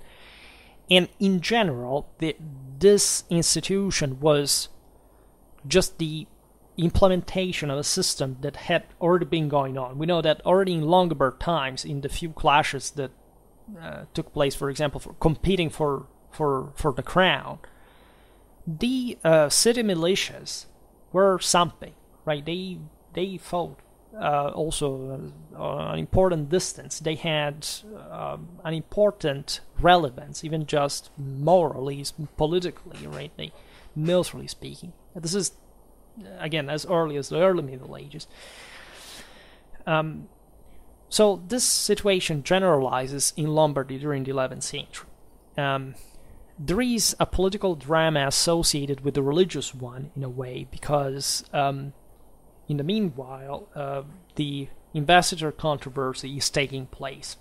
And Lombardy is just in between Rome and Germany. So you understand all the strategic implications here during those wars. The temporal exercise was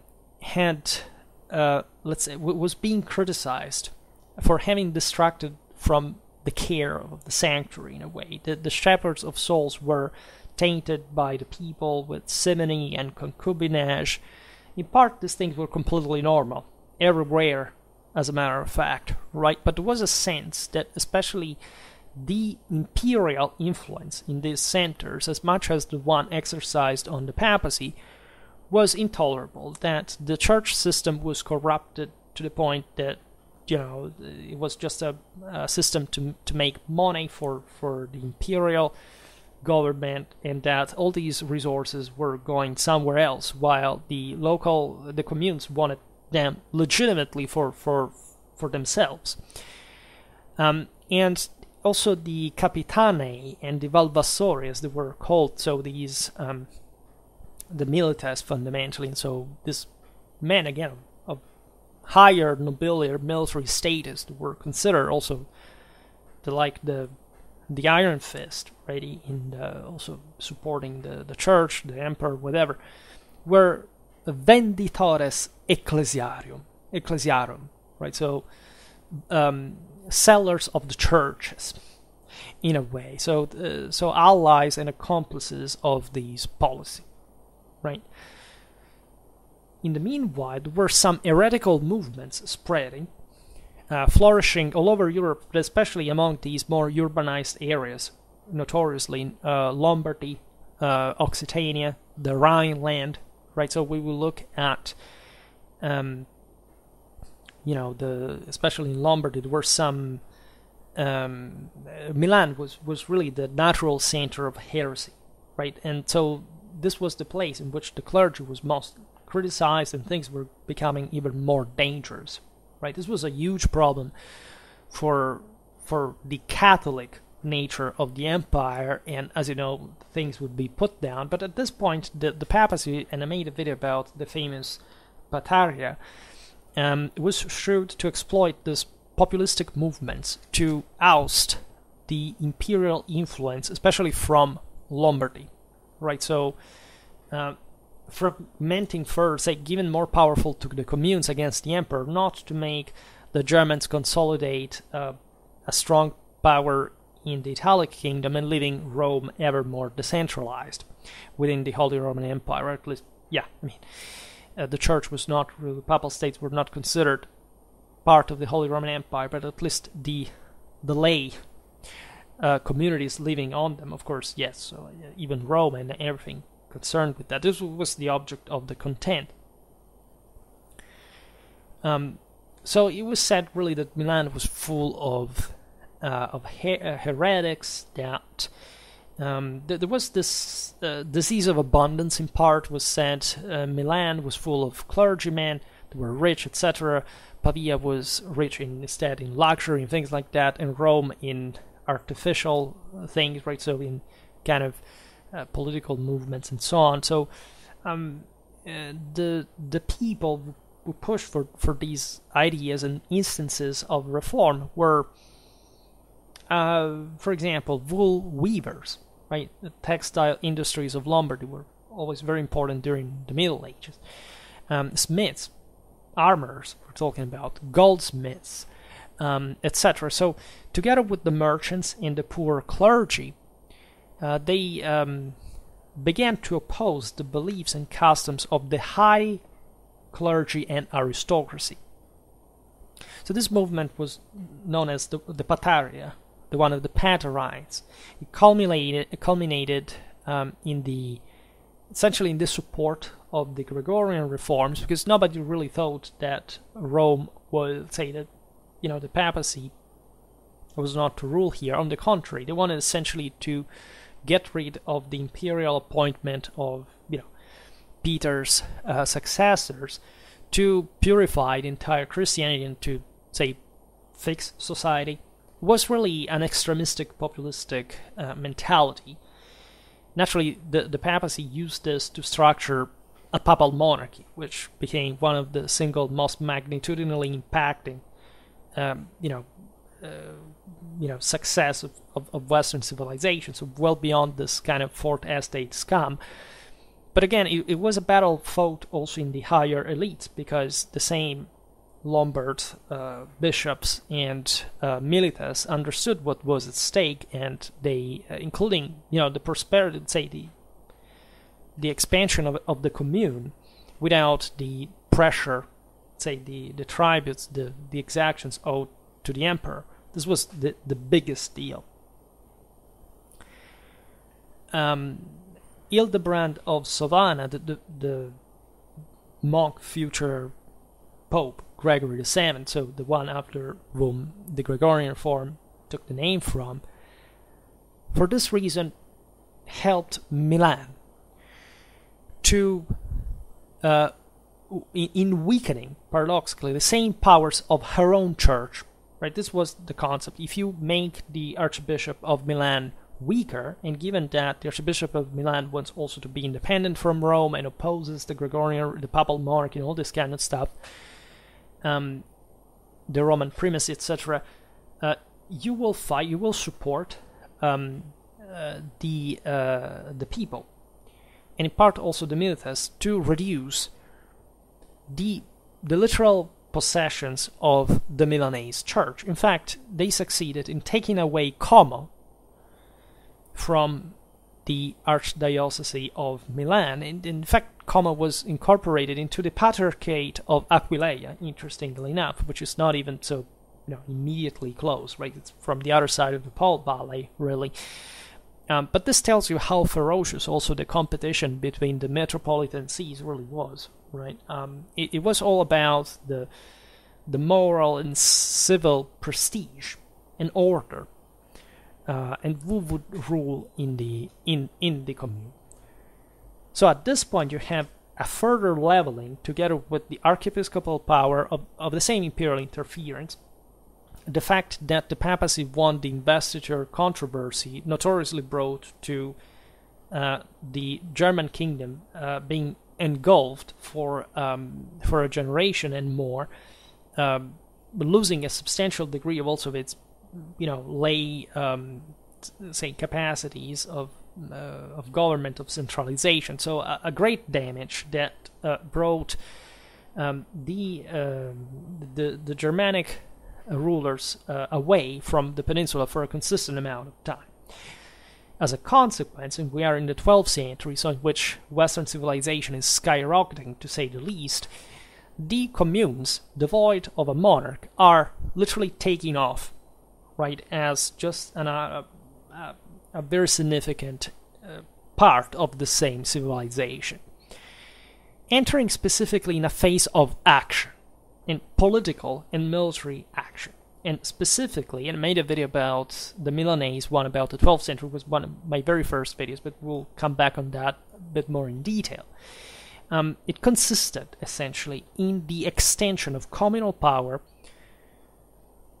not just in theory, let's say, on behalf or overlapping the episcopal one, because this was a legal way to go. Say, basically the commune receives we convince the bishop to delegate ourselves to control all this immense territory all around the city, with all the wealth here and the control and the various places, but also expanding further, even beyond the diocese, even beyond the comitatus. In other words, taking over the neighboring cities, which was the biggest deal of all. And this is what would, on the longer run, as you know, trigger a bit all the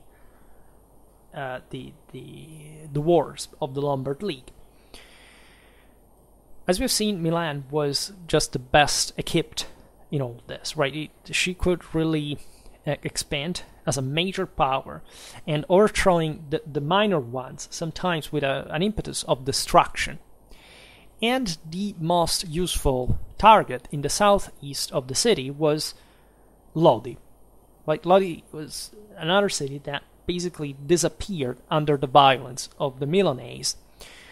Como is safe from Milanese expansion in the north only after a 10 years war, which tells you like how many resources these communes really even had for making war against each other. However, it ended up with Como paying a tribute to Milan from 1127, and this pattern happens a bit all over Lombardy because most cities here do not yet have this. Mostly, as we will see, happen generalized from the 13th century, especially in the 14th century onward.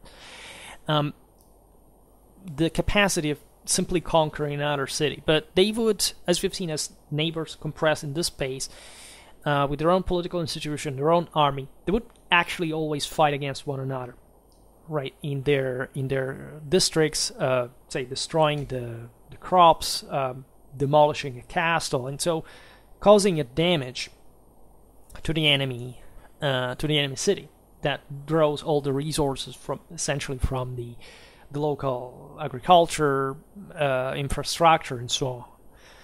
And these are mostly the rivalries: Cremona against Crema, Pavia against Tortona, Bergamo against Brescia. These are some of the most fiery conflicts that emerge between these cities that literally hate each other's guts, right? And they're literally the antithesis of one another.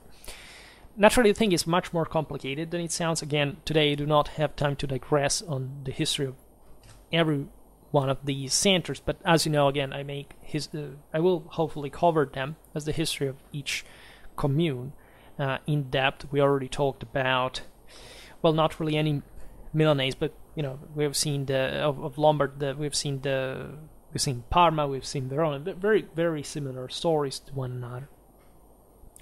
Actually, this is also a very rational way to go, right? Because war generates an incredible amount of wealth as well. I mean, it can't go wrong, sure, but what is at stake, especially for the most powerful one, those who have that potential, is enormous. The milites that lead the armies and are followed by the peditas and loot the enemy countryside, they have all a system for which they use the loot to reinvest in the local intensive crops. There is all a system of reimbursement that the city pays for the war horses. At this point, there is literally a technicality of warfare that sees, especially in Italy, again, this massive development of infantry capabilities, crossbows, siege warfare. I mean, really, they're really something here, and they operate continuously. Right, there are also select bodies of mercenaries of some sort, even though it's mostly the communal levy at this point. It's also more close-knit, and again, as we've seen, almost still tribal sense of citizenry cohesion, right? Milan is expanding simply because she has some demographic impulses, market needs, right? She has a power that goes beyond the one of arms, right? And as a consequence, in a few years, Lodi, Cremona, Como, Vigevano, and Novara, as well as the feudal lords of the Saprio and the Martesana, fall within the Milanese orbit of political influence. And as long as the emperor is distracted by other problems, Milan can carry out this work freely of coordination of the peripheral forces, which represents an initial arrangement, even a sort of, Italian national space, right? Milan is destined, as we'll see now, to go the closest to the accomplishment, at least of, taking over the entire northern central Italy. Definitely not now, like at this point. What she can do is, trying to assert a power over the surrounding cities, but this is the heart of Lombardy. This is the heart of the wealth, of the demographics. As you've seen, this is a region provided with a major political and strategic relevance within the Holy Roman Empire and beyond. And notoriously enough, consider that if you look at some laws issued by the Germanic emperors at this point, you realize that most power here was developing in Franconia and Swabia, right? They were also closer to it, especially the latter, the Hohenstaufen. And the Hohenstaufen, when calling, say, the subjects, right, issuing diplomas, etc., they would make a list of the communes on which they counted. Now, there are some towns in Bavaria, in Swabia, and also in any other German region, really. But what strikes there is the amount of Lombard cities that were called in that process. First of all, because of course Italy was at this point considered as a sort of an axis with Germany within the Holy Roman Empire. Italy, as we've seen, was the only way there could be an emperor crowned in the first place. So it was obvious that everybody had to enter to organize an expedition to control the Italian affairs that were largely the Lombard affairs in that context, because it was enough to seize the crown in Pavia and Monza, Milan, wherever they took place, and then you would march to Rome, but you wouldn't care to just subjugate Tuscany, for example. You would mostly just want to control Lombardy, more or less, and then going back to Germany, right? And there were lots of northern Italian vassals that when, for example, the Holy Roman Emperor summons a diet, they simply go to Germany and participate to the assembly. So this proximity to Central Europe, the sense that especially Lombardy and Germany were significantly connected, especially southern Germany. It's something, as we will see, that will recur, because also the imperial vicaries later on would be conferred by the rulers on the basis of this proximity. Famously enough, the first expedition of Frederick Barbarossa in Italy was triggered by the complaints of Lodi against the Milanese bully. Right? They said, Holy Roman Emperor, or at least the one who has to be at that point is King of the Romans. Frederick was elected in 1152, right? And he was full of good hopes. He had managed to reunify politically, at least, the German intent. After the investiture struggle, he was a strong leader, was very determined, energetic one. And the point was evident, right? We are, as citizens of Lodi, we are free men. We've always been like this. This was the deal in Italy since ever. In Germany, it wasn't like that. In Germany, most people were not technically free, right? They were under princes. There was no such thing like the communes where, the communes could rule over the vassals, the imperial vassals, feudatories. When Frederick arrived in Lombardy and saw how the system worked there, was shocked. We know that, again, from Otto Freisingen. The idea was, again, look, that these people work in a completely different way. We should copy this in Germany, because they are literate, even in the countryside. They even do things that are completely unknown here.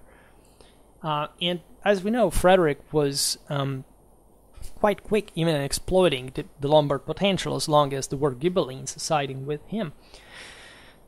Even though it was monstrous to believe that a simple commoner, albeit a freeman, could rule through the commune over a nobleman, right? At least it wouldn't happen individually, but the commune, that was literally a novelty, it didn't exist anywhere else, right? With these characteristics, was not meant to rule over, a vassal, an imperial vassal. In Germany, it's princes who rule, right? You can have a town that has some prerogatives within the town, but you make a step outside the city wall, that's the bishops, that's the prince. You go nowhere, You are no one, especially. So this is probably the single most important Lombard identity here. It's an incredible mechanism, never seen before. And naturally, the protection of imperial rights over Italy became the central problem of Germany, because the entire universal policy of the emperor now depended on his capacity to govern the Italic kingdom. And cities like Milan say nuts, right? So this will naturally offend dramatically the honor of Barbarossa, that had there a universal mission, because if he had lost, as he would, it meant that his prestige as an emperor would have been diminished. And the enormous amount of resources that he invested humanly and economically in the Lombard expeditions were really enormous, right? And he wouldn't manage to tame these people. Not even after say Frederick's work of vindication, right? Milan was demolished by the German pickaxe, right? And also with the help naturally of Lodi, Pavia, and Como, that were in the first ranks being conquered by Milan. So naturally the imperial armies were consistently made up also of Lombards in this case. But soon the vision of the common danger puts the, neighbors' rivalries in Lombardy to sleep. We've seen in the video about medieval Verona how, firstly, it's a Veronese league in northeastern Italy that took up arms against Barbarossa. It's only followed by the Lombard League. They also intertwine each other by a degree, but also the Lombard one was more important. But it started even in Verona because they wanted to block the Adige Valley and the Brenner Pass to Barbarossa, and they even succeeded. It was an incredibly risky business. By the way, there were lots of outside interference. Apparently, it was full of Byzantine spies everywhere trying to poison the German, the supplies of the German army, things like these. I mean, it's really a much bigger. This is not a provincial history. This is basically the tip of the balance of the entire European and Mediterranean political and strategical balance, right? It passed through there, right? And just to make you understand the magnitudinal scale of Lombard resources, Milan, as it was destroyed, basically rebuilt herself in a few years. It was the largest city in Europe, 100,000 inhabitants. They rebuilt every freaking thing in a few years, not in a few generations, not in centuries, in a few years, and it took up arms again, Barbarossa, right? And Milan naturally would remain the soul of such coalitions, because she was the biggest center, which it also included, by the way, the cities that it had hit the hardest. And this for a reason. I made a video about Frederick and the Lombard League, Legnano, and so on. I mean, the German officials were corrupted. Nobody really liked them. Barbarossa really thought that everything that now that the communes had been controlling that was a public right, and it had to go to the empire. So the Lombards weren't opposed to the empire, were proud imperial, not even subject, but remember that, freemen. Which it means that also in terms of arms, they thought that they had to defend themselves, even against the emperor. There was nothing ideological about or secessionistic about it, or anti-imperial or anti-universal. The point is that they wanted their own autonomy, and the Germans would have squeezed them to a degree that they were absolutely not willing to buy, so that they took up arms instead, with the concrete risk again of being razed to the ground, like the Milanese example really shows. The same Lodi that had called up Frederick to Italy sided with Milan, because they understood what really that rule equated to, right? So the Battle of Legnano, there were other clashes that we will see that are really worthy describing even from just for military reasons, but is really one of those victories in Western history that is loaded with much greater meaning than just the the modernistic, secularistic idea. There were people fighting for their freedom. It's not about their freedom. It's about their liberty. It's about their right to be, yes, free men, but within a universal, traditional, Catholic, Roman Empire, which is a completely different thing from how most people see independence struggles, and especially these ones, right? Admittedly, there were some movements, as we will see now, within the communes that, especially the people that, as always in history, are not really good for much individually. But, of course, they were also ruled. They were ruled by milites, by knights, right? Legnano wasn't won by infantry. At least infantry had not been decisive in the victory. It's always the mounted warriors. It's the broader effort of these communes. Also logistically, they venture out there in open field against the emperor, right? With a coordinated effort. Sometimes even they were so close that they tried to time precisely when they would meet on a single point on a battlefield, a bit like getrennt marschieren, vereint schlagen sort of strategy. It was the case with the Battle of Legnano. They prevented the emperor to reconnect with some greater forces in the south, and they crushed him. He barely escaped with his life, and the imperial cause there was basically like the entire system that the Hohenstaufen had put together for a while collapsed, right? And this was a major event. Like, even just psychologically speaking, the fact there had been some Lombard infantrymen, some commoners, would have had the guts to stand their ground in front of the imperial cavalry charges that were the greatest force you could meet on a battlefield at the time,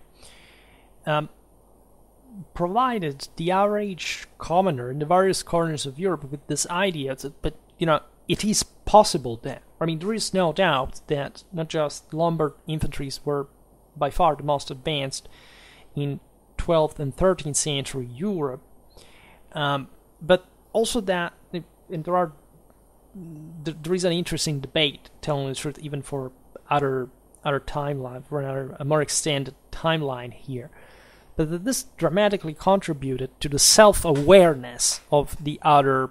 Think about the Flemish infantries that also were beginning to experiment, etc. But really here there is something else. It's a proto-statal system. These infantries are not just a bunch of angry peasants or bourgeois that pick up, their weapons for the first time in their life. These are irregimented, infantry units, very quite determined, politically aware, involved in essentially, if not yet an all-year-round kind of warfare, definitely a lifelong kind of level of engagement, and also great kind of aggressive mentality, entrepreneurially. Like they had very clearly evident what was at stake there, what was the connection between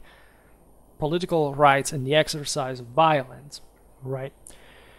So the Peace of Constance in 1189 was naturally recognizing such imperial rights, right? The emperor was basically just backing down, accepting that the Lombard communes had their own rights and duties. At the same time, the Lombards were recognizing, of course, imperial authority.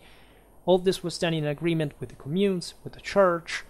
It was just a great reaffirmation of what the communes for centuries had, or at least the cities for centuries had been just building on their own, right, without actually external rulers really contributing to that in a significant way, if not by essentially drawing the resources from them, and maintaining Lombardy a greatly autonomous region within the empire, right? But this wouldn't mean that her international involvement was stopping there, because as a matter of fact it wouldn't but increase over time. The Lombard League at some point was dissolved, and the communes would start fighting each other once again, and not just on the battlefields, but also within the city-states, because there were various estates, right, fighting for their own representation, especially in that phase in which the commune was really giving itself a statal profile, which means a much more powerful control on the countryside, on the resources, on the assets. So everybody wanted to participate, as we've seen. The Lombard communes were in this, say, a bit different from the Tuscan ones.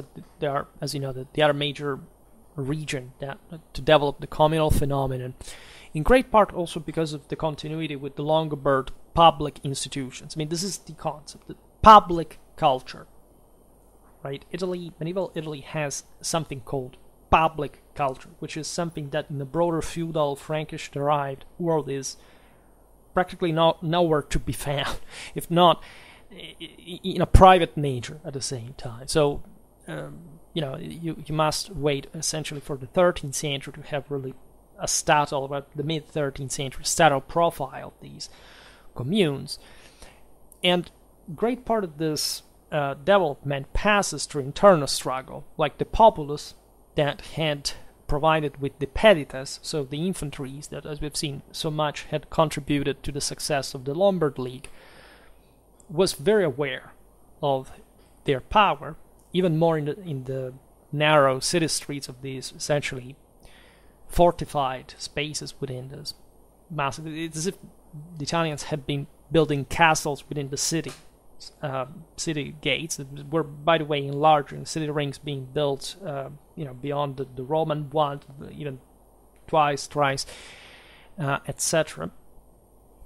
There are some societies properly that are formed. The knights have the one of, of King Arthur, the one of the Wolf. They're sort of, military brotherhoods of increasingly professional character, but in this sense elite one, right? And this elite at some point cannot integrate anyone like before, because people coming, as we've seen, from the countryside, if they were rich enough, they would, they could serve on horseback. Okay, let's make them join, so we are more powerful as a commune. The populace grows, and at some point there is a lock. And in order to to have their power felt, their rights represented, they associated, in fact, in the populace, generally speaking, and in their paramilitary associations, right? We know, for example, that the one of Saint Ambrose in Milan, the one of Saint Faustinus in Brescia. So as we've seen, they all had their own saints, their own. These were people born and bred in the same quarters, in the same parishes. That's how they went to war, by the way, under the same flags, knowing each other, having this close-knit kind of sense of itself. This is especially typical of the Lombard communes, especially the Swabian period. There were problems, naturally, because of this. Also, in the broader context of renewed wars, as we will see now, also against Frederick II, etc., because the clashes between, it was not just a social thing, there were also vertical political divisions, right? And at some point the commune is paralyzed by these. So they decide, as we've explained many times, to introduce a foreign, which means still Italian but from another city, podestà, so somebody provided with a potestas, like in Latin, that in Lombardy preludes to the figure of the Lord. Right, this was a guy who in theory had just to administrate the commune by respecting, in theory being super partes because he was foreigner, and governing just respecting the the city statutes, right? And so the councils would exist in parallel and check his work, etc. But de facto, he would intervene mostly ever more as a military leader, right? And somebody that properly had to command the army on the field. There were literal families specialized in this craft for generations. Usually, they were mostly from faraway places, like there were people from Tuscany that would come to Lombardy or vice versa, right? Not just to say, in theory, being, again, detached from local policy. Obviously, it wasn't quite just like that, but it was a way to at least have a sole ruler, a sole leader. Then there would be the militaries tracking his business, the people as well, also on campaign, right? But in Lombardy, given the substantially developed hierarchies that they fundamentally had remained, even in communal times, the podesta acquires greater power, right? And under other names starts also to form some multi-city dominions, which is really less threatening than it sounds, because the larger those numbers were, not much the individual power was, at least in absolute terms, but it simply meant that he was floating over multiple cities that still kind of governed themselves on their own and could simply bail out at every moment, right? But it's in Lombardy, because of this ancient connection between the cities, the general, again, the greater hierarchy, right? Lombardy is known as the region of the great lords of Lombardy, because in spite of the communal bias here, there is nothing, again, republican or democratic, modernistic or secularistic sense. This word is radically and brutally traditional. There is a sense that he who, again, fights on horseback and is part of a great clan, a powerful house and family, is really a lord that is superior to other people, is more blessed by God. He has a greater power to be revered. There is something magic, divine about that. They looked at the physicality, at the genetics of the person.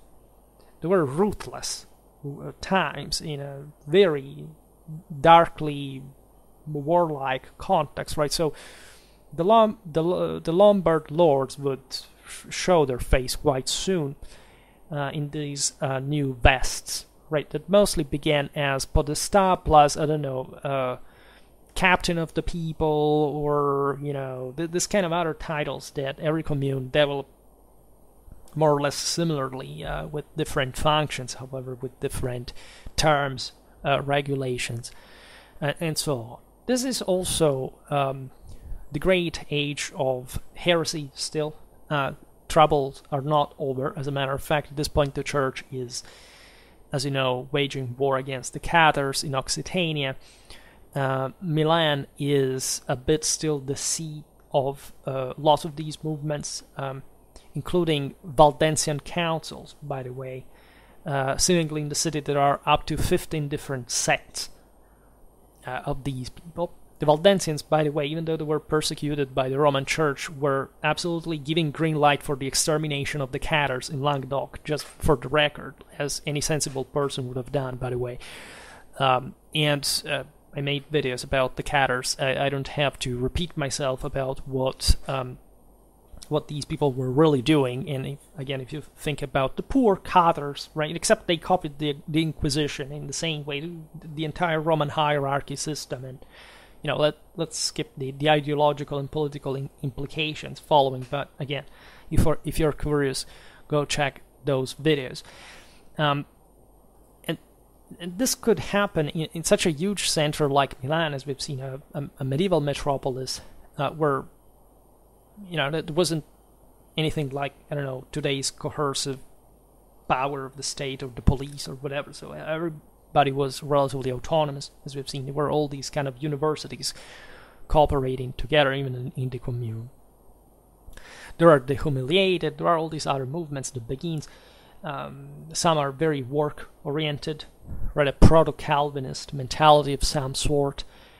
In some cases, with some of these sects, there is a general even their factionalism about the papacy, right? Is the papacy doing well fighting the heretics? Is it doing wrong? There is really lots going on. As you know, the popes are integrating the pauperistic evangelical movements exactly at this point. The Dominicans, the Franciscans are being established. In the end, Catholicism and of course the reason of orthodoxy would prevail, right? In some ways, however, Milan at that point looked like the anti-Rome as far as that kind of spiritual side of the story was concerned, and this damaged Lombardy because during the war of the Second Lombard League against Frederick II, the grandson of Frederick Barbarossa, the imperial threat was substantial. Plus, also Lombardy was very factionalized, right? The Ghibellines were quite strong there. Some of these early lords were especially co-opted, even when they had a wealth background, like in the case of Ezzelino da Romano in Verona, by the emperor, becoming imperial bikers. In that case, again, to control the famous Brenner Pass. The Milanese controlled the St. Gotthard during the Middle Ages. In any case, Frederick II was really wearing the same mask of his grandfather as far as the Lombards were concerned, with an incredible ruthlessness. Right? Frederick II was substantially different from his grandfather. He was a much colder, calculating, firm, probably even more effective ruler. But his ferocity against the Lombards, was criticized naturally even by his Ghibelline Lombard allies, who told him, look, even if you scorch these people alive, you kill them, you will just make them fight harder, right? So you should co-opt them at least. And in part, he did so.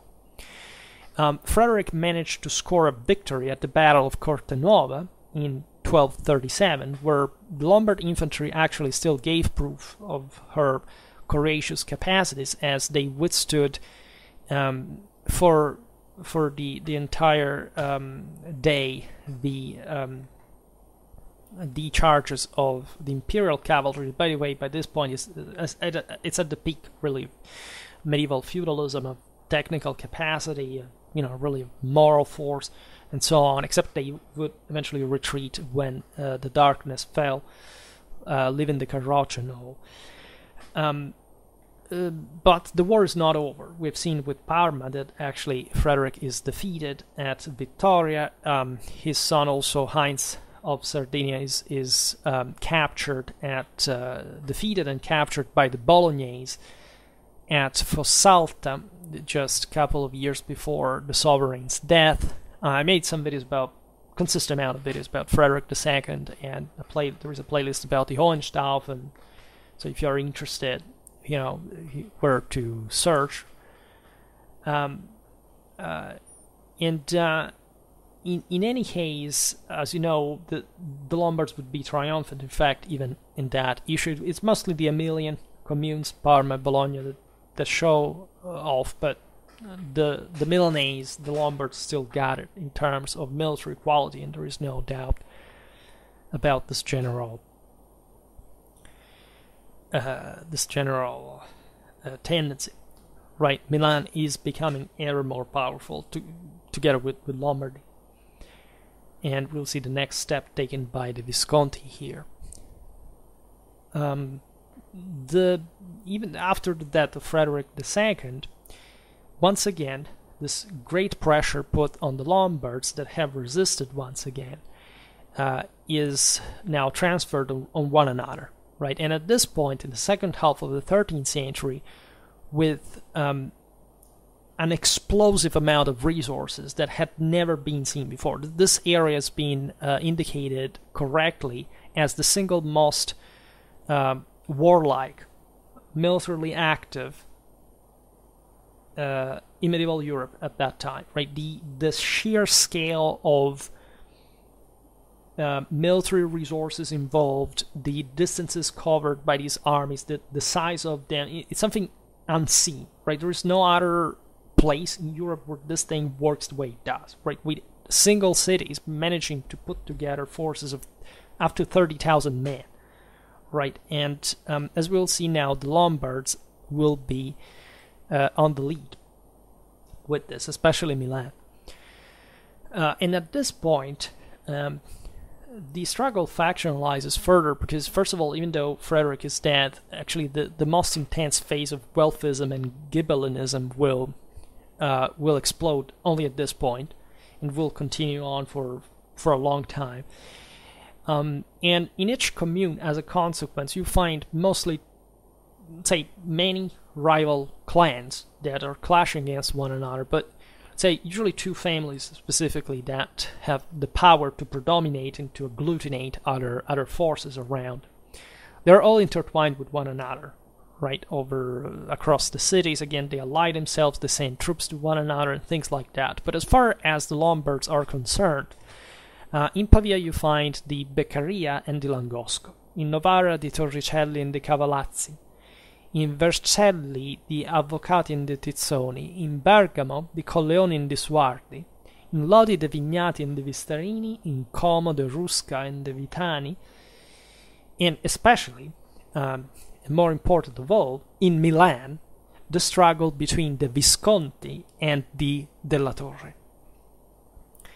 The Della Torre, the Torriani, are basically Guelph. The Visconti are Ghibelline, and depending on the phase we're looking at here, however, they were supported by different groups, right? For example, the Torriani were the Guelph popular part, but at the beginning of the 14th century, if you look at them, they mostly ruled with the support of the, say, a kind of heavier forces. The Visconti arguably squeezed more the people. Yes, there is no doubt about that. And they're very internationally involved. We will see now how. Milan is in particular consolidating her communal profile in a statal fashion, right? The agreement marked with Barbarossa on February 11th, 1185, had already defined the Milanese sovereign rights, right, over the diocese, over the counties of the Sepri, of the Martesana, of the Bulgaria, in Lecco, in the castle of Angera, over the territories beyond the Adda, known as the, the Adda Arena or bank, river bank, and also beyond the Lake Maggiore, by the way. So it's a huge amount of territory recognized by the same Holy Roman Emperor in full disposability by the Milanese, right? This is the base for a major political and territorial power, aside from the prosperity of Milan herself. The fiefdoms were exempt of this. Ecclesiastical ones were vast. The Milanese archbishop owned the fortress of Angera, Arona, etc. The chapter of the cathedral had Carimate, Melzo, Brivio, Porlezza, Valsolda, the Levantine Valley, etc. as fiefs, right? So it was natural that Milan, in correcting, adjusting, let's say,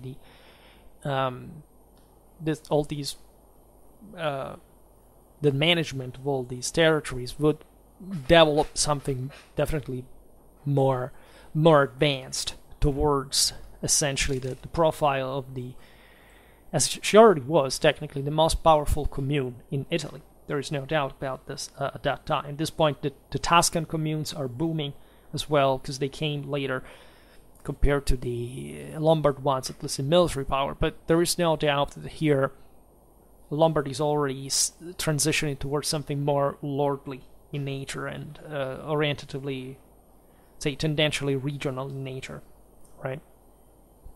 And the Visconti are the makers of this, right? The Visconti emerged from just a village on the Lake of Como, nothing special. Visconti, as an etymology, betrays the typical surname that the sometimes even servile administrators would get from the counts in behind Middle Ages for ruling some castle on behalf of the lord. They grew in importance, in power, and as a faction in Milan, and especially they managed to defeat in battle Napo della Torre, the head, the leader of the Torriani, thanks also to the power that the Visconti had, to the fact that a relative of theirs, Otto, was Archbishop of Milan. The defeat of the Visconti of the Della Torre occurred in 1277, and this would bring technically the Visconti's fortune, because before that they weren't even so powerful themselves, right? They were arguably hungrier and more ambitious and whatever. The Della Torre acted a bit more already as those great lords of Lombardy, but they got their butt kicked by these newcomers. Prestigious houses, no doubt, anyway. And the first great lord, in this sense, of Milan is Matteo Visconti. Here, again, we don't have the time to digress on every single aspect of the Visconti or later the Sforza lordship, because their history is immense, right? And just bear in mind that they were moving basically the largest amount of men, right? Milan was now essentially hegemonizing the surrounding cities that were gradually losing their own independence.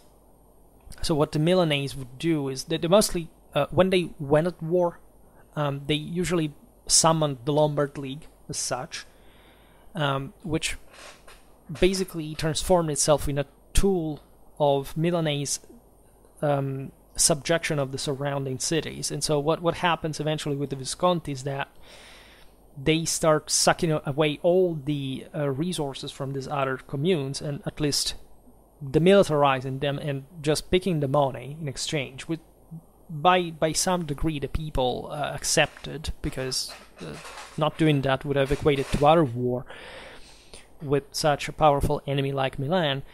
The Milanese bankers would cash all the assets of the local Lombard, the other Lombard merchants, and the Milanese imperialism would go on like that, like expanding at some point up to central Italy, almost taking Florence in the process in the mid-14th century. So this was just an early stage, but Milan could already mobilize like 30,000 men if they really wanted to. So it's basically a regional scale power already.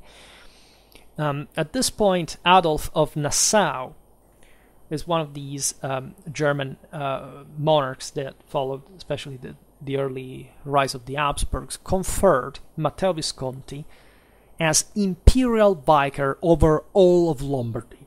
This happened in 1294.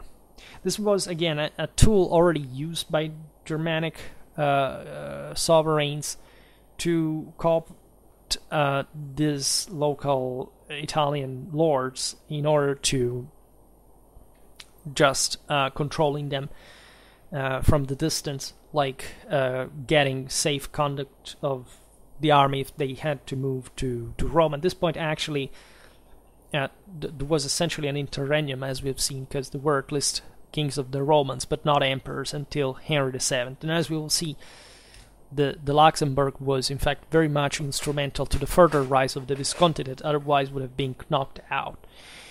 In fact, what really happened is that the Della Torre managed to enter Milan again, right? The Visconti were defeated. At some point, they popped up somewhere around Lombardy, like on the Como Lake or whatever, some sort of, not really guerrilla fighters, but hiding away from the Milanese rule. This lasted for 10 years, from 1302 to 1312.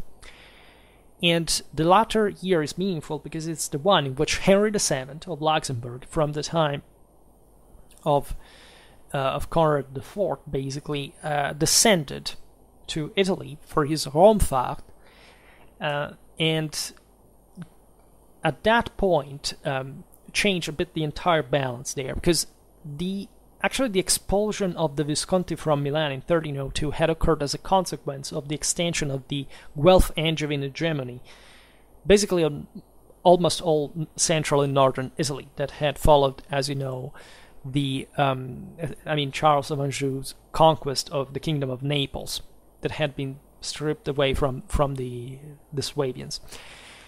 So the Visconti, some other houses, the Della Scala, had held out against this Guelph system. Telling you the truth, Lombardy wasn't even doing that bad under the Guelphs, but the communes were a bit less active, militarily speaking. I mean, the Angevins were not even oppressive, but the sense of, say, unexploited there, especially from such a power like Milan, was evident. So when Henry VII arrives, what happens is that he managed to shift the entire, almost the entire Pop Valley towards Ghibellinism. He arrives with his army of Burgundians, of Germans.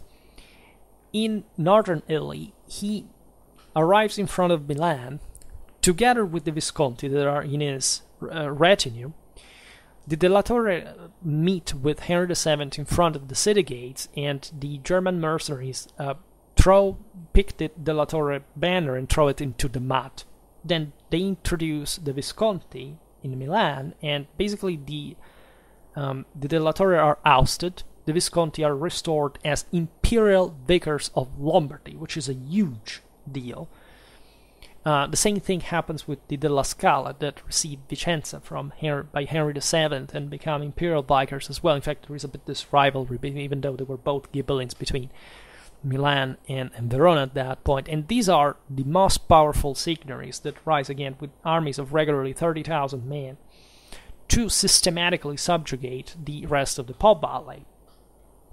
In fact, Matteo Visconti commands 11 cities, and some of the richest in Europe at that point: Milan, Como, Bergamo, Lodi, Cremona, Piacenza, Pavia, Novara, Tortona, Vercelli, and Alessandria. It's basically Lombardy in the... Some of these centers are even across the Po River, some in today's Piedmont, but they were the center of Lombard power at this point, and nobody would manage to strip the Visconti from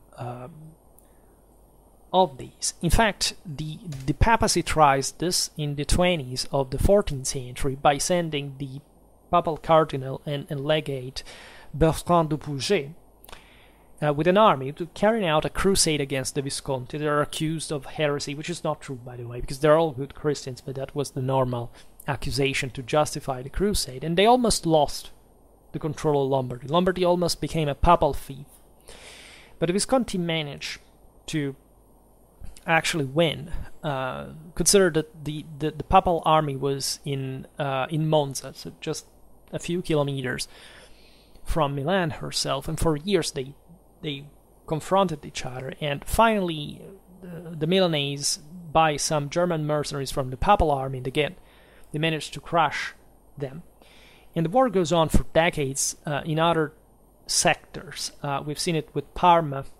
The Bertrand du Pouget moves there, and then eventually to Bologna. There are lots of interesting things happening in the meanwhile. Henry VII, by the way, has died, famously enough, in 1313. So Milan, at that point, the Visconti are left like the champions of Italian Ghibellinism, together with the Della Scala.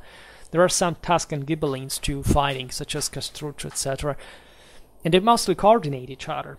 The Milanese send their own mercenaries that they start cultivating earlier, say, in large numbers, as a sort of pre-permanent, say, semi-permanent army, right? Philippe de Commines is very clear about this, that the French armies, even of the 100 Years' War, the first permanent ones, were modeled on the Italian ones, right?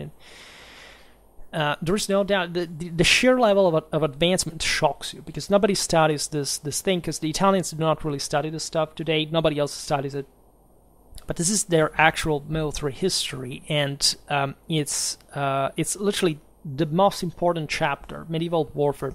But people literally ignore this, right? They're still thinking, I don't know, that the longbow was, the most important thing that happened. Literally, the English armies, which I totally adore, are owe actually very few to the longbow per se. They were just good armies, which is a very significant difference.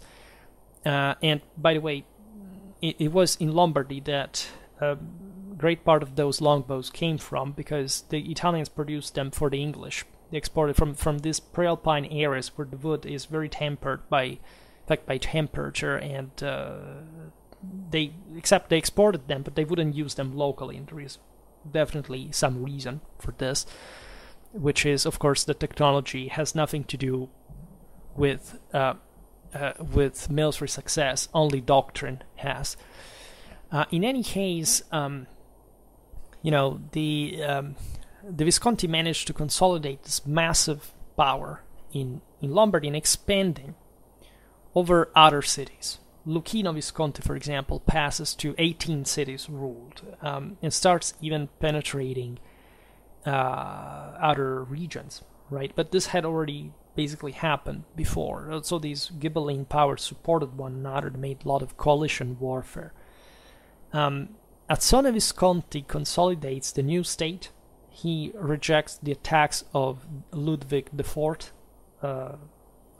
Wittelsbach, the emperor, 1329.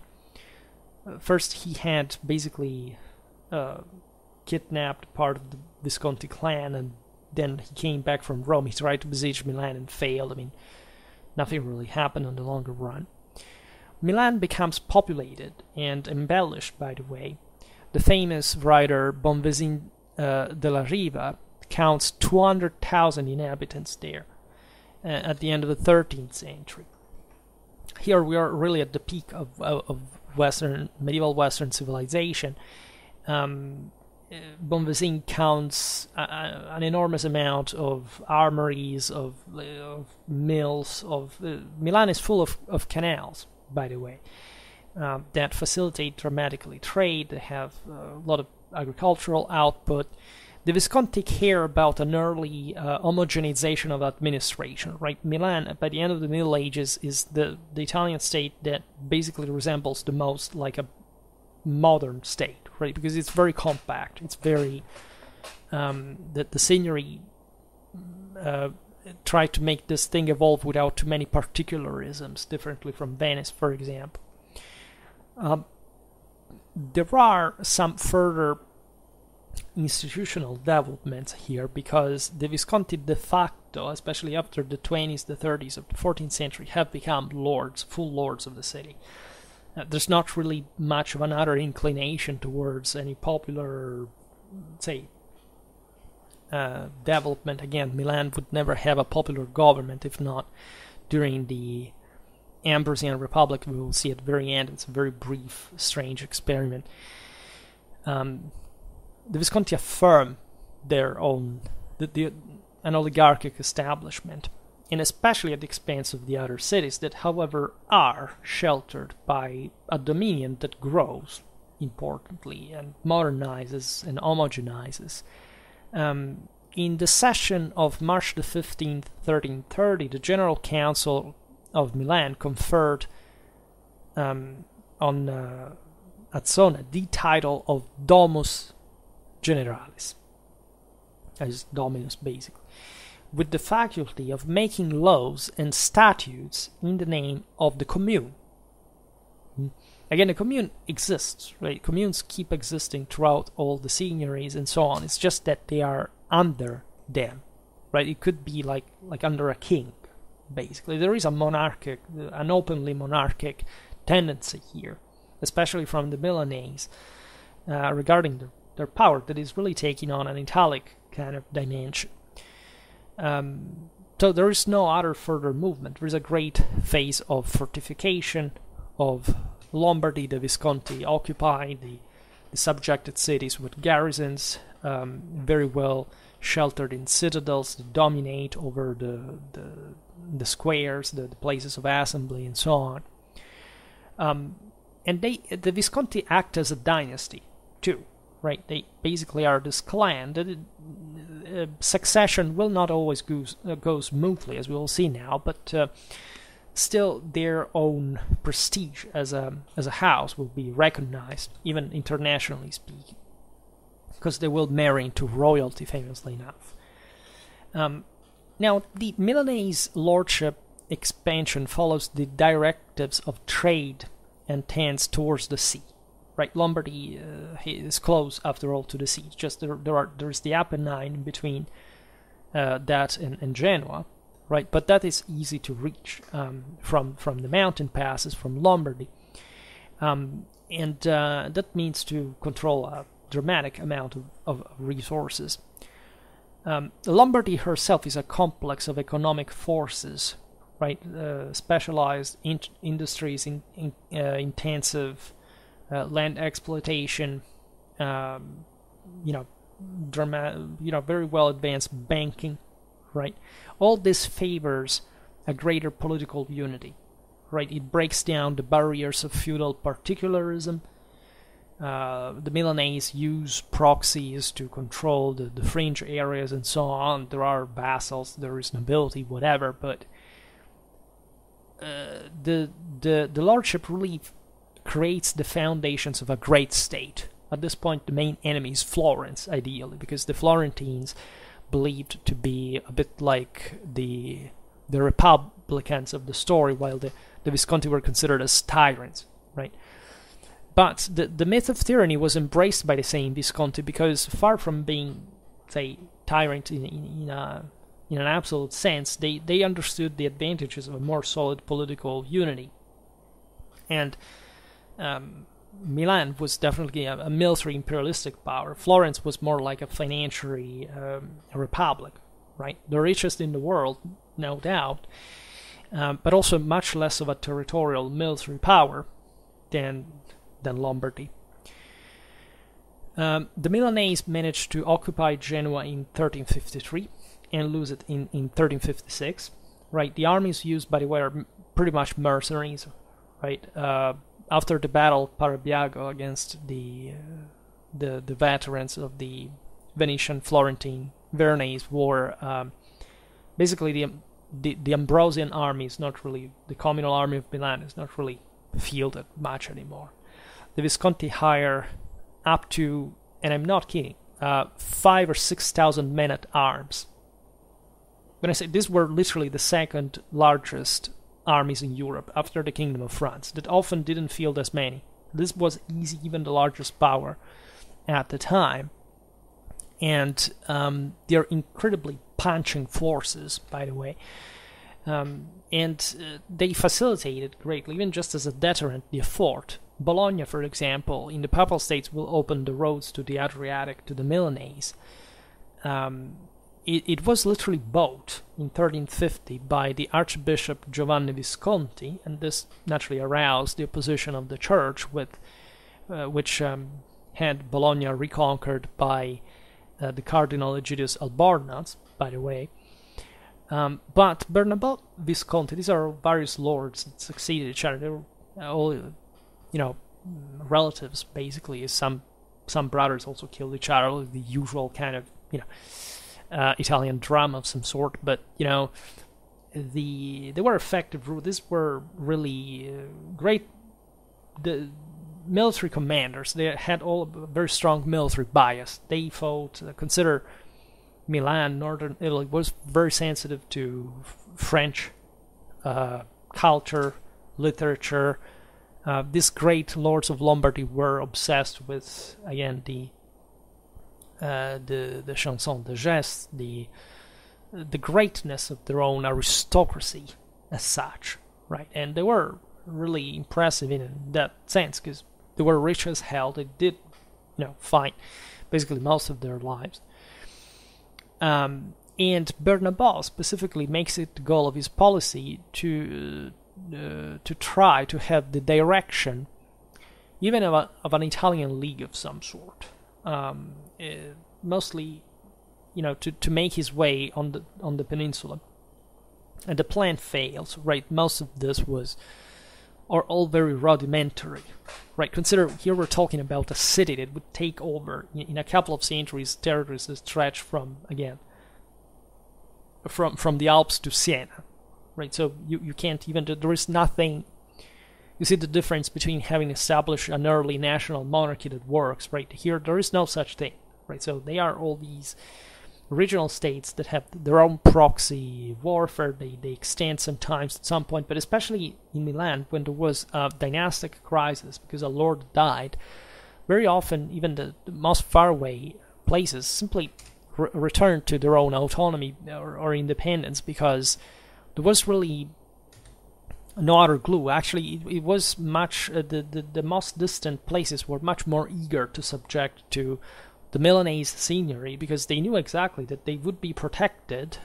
There was a lot of at stake for the Visconti, but that this couldn't mean like a direct rule, right? Mostly the Milanese lordship ruled just Lombardy in a truly direct way, which was already a big deal, right? And as we've seen, this was enough to, just by the sheer amount of wealth, to field the largest armies in the continent. But the other Italians had similar powers too, right? And there would be a general axis between Florence and Venice to oppose the Milanese expansionism on the longer run. Gian Galeazzo Visconti tried this Italian conquest again. At least the most important thing was taking Lombardy and Tuscany altogether, and that would have basically hegemonized the rest of, if not of say, the south would have, the papacy would have been an obstacle, but the sheer power of such a rule, if consolidated, would have easily taken over the entire peninsula on the longer run. Plus, the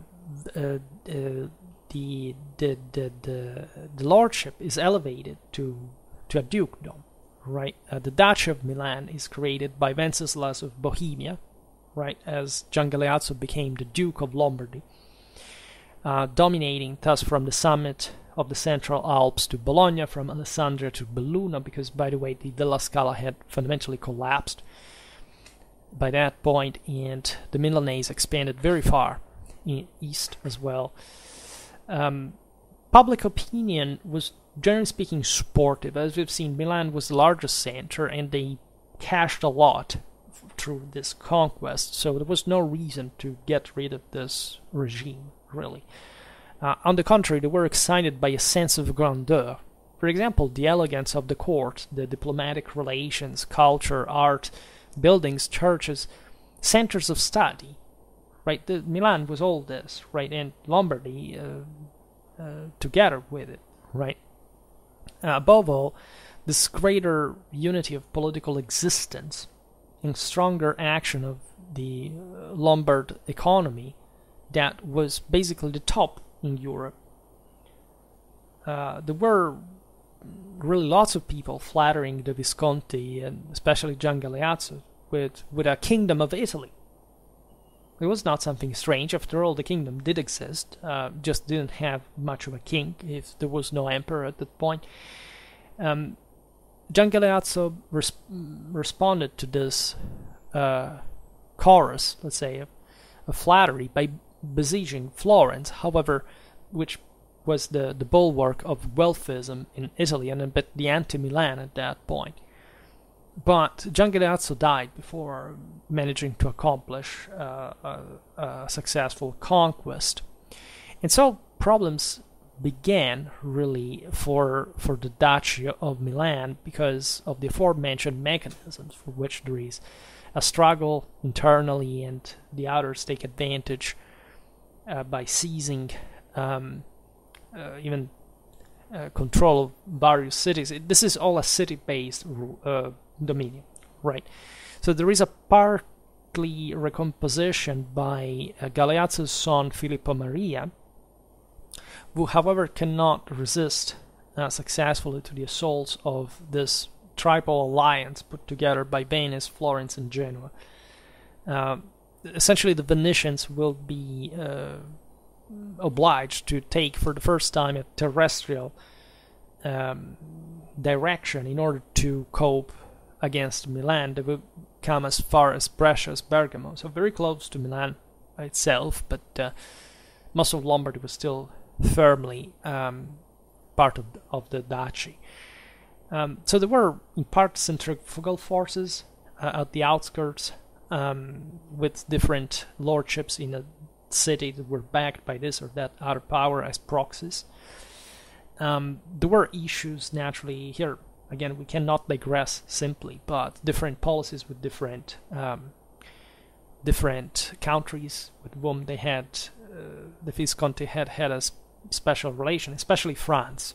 Right, Milan and France were very close. They married into each other dynastically, and this would even give some, on the longer run, some claims to the French for the Milanese throne, as you know, during the Italian wars and all this stuff.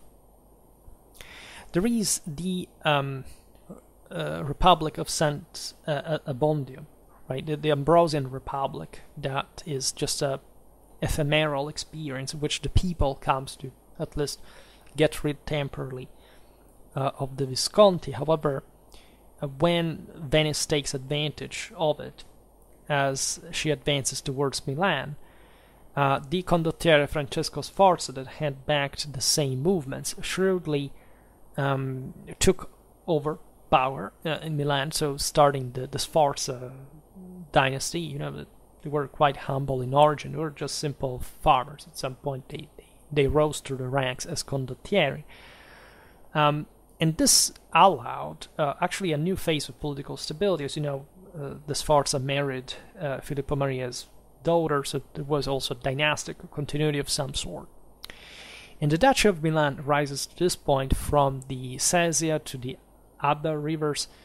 It touched Bobbio, Piacenza, Parma, Genoa, Savona, so all these ports, by the way, in Liguria as well.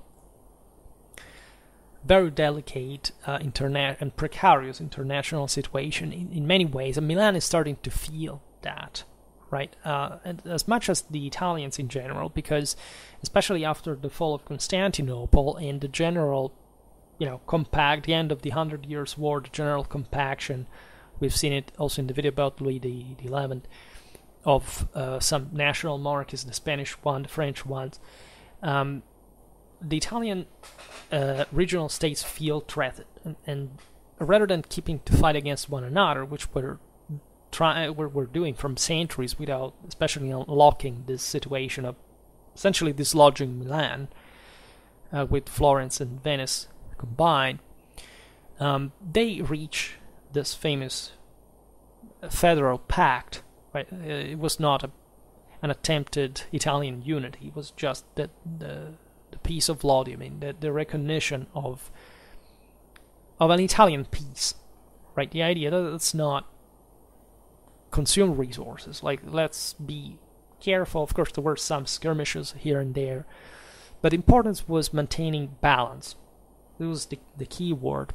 Right, hegemony could not be achieved on the entire peninsula if not by foreigners now that were starting to circle like vultures around it.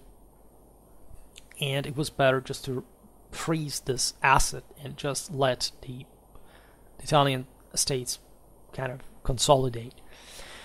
The Sforza bring the light of a new artistic renaissance, making the power of the duchy shining in all its might.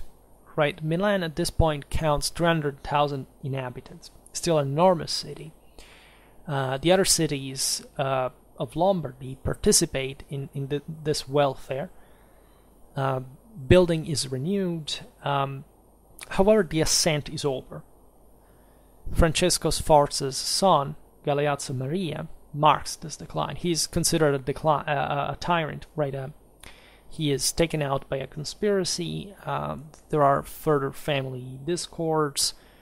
And this succession is cleverly exploited by Ludovico il Moro, that is Francesco Sforza's third son, who has this bad behavior, like in spite of intelligent vigor, like in a way. Lombardy has this moment of greater peak. Here we're at the threshold of modern age. I'm unsure whether to go on, but you know how the thing continues, because basically Ludovico doesn't have the capacity to suppress the difficulties deriving from his violent rising. Let's say he believes he can overcome them with foreign help. That's the problem. And this instead will be fatal for the Duchy of Milan, to the House of the Sforza, their condition. In fact, he would end up, after many misadventures, let's say, as a prisoner in the castle of Loches, while Lombardy would be prey during the Italian wars to France and Spain. That's really another story, but what is important is remembering that the base eventually for much of the wealth of the region that after all remained continuously. I mean, till today, it's one of the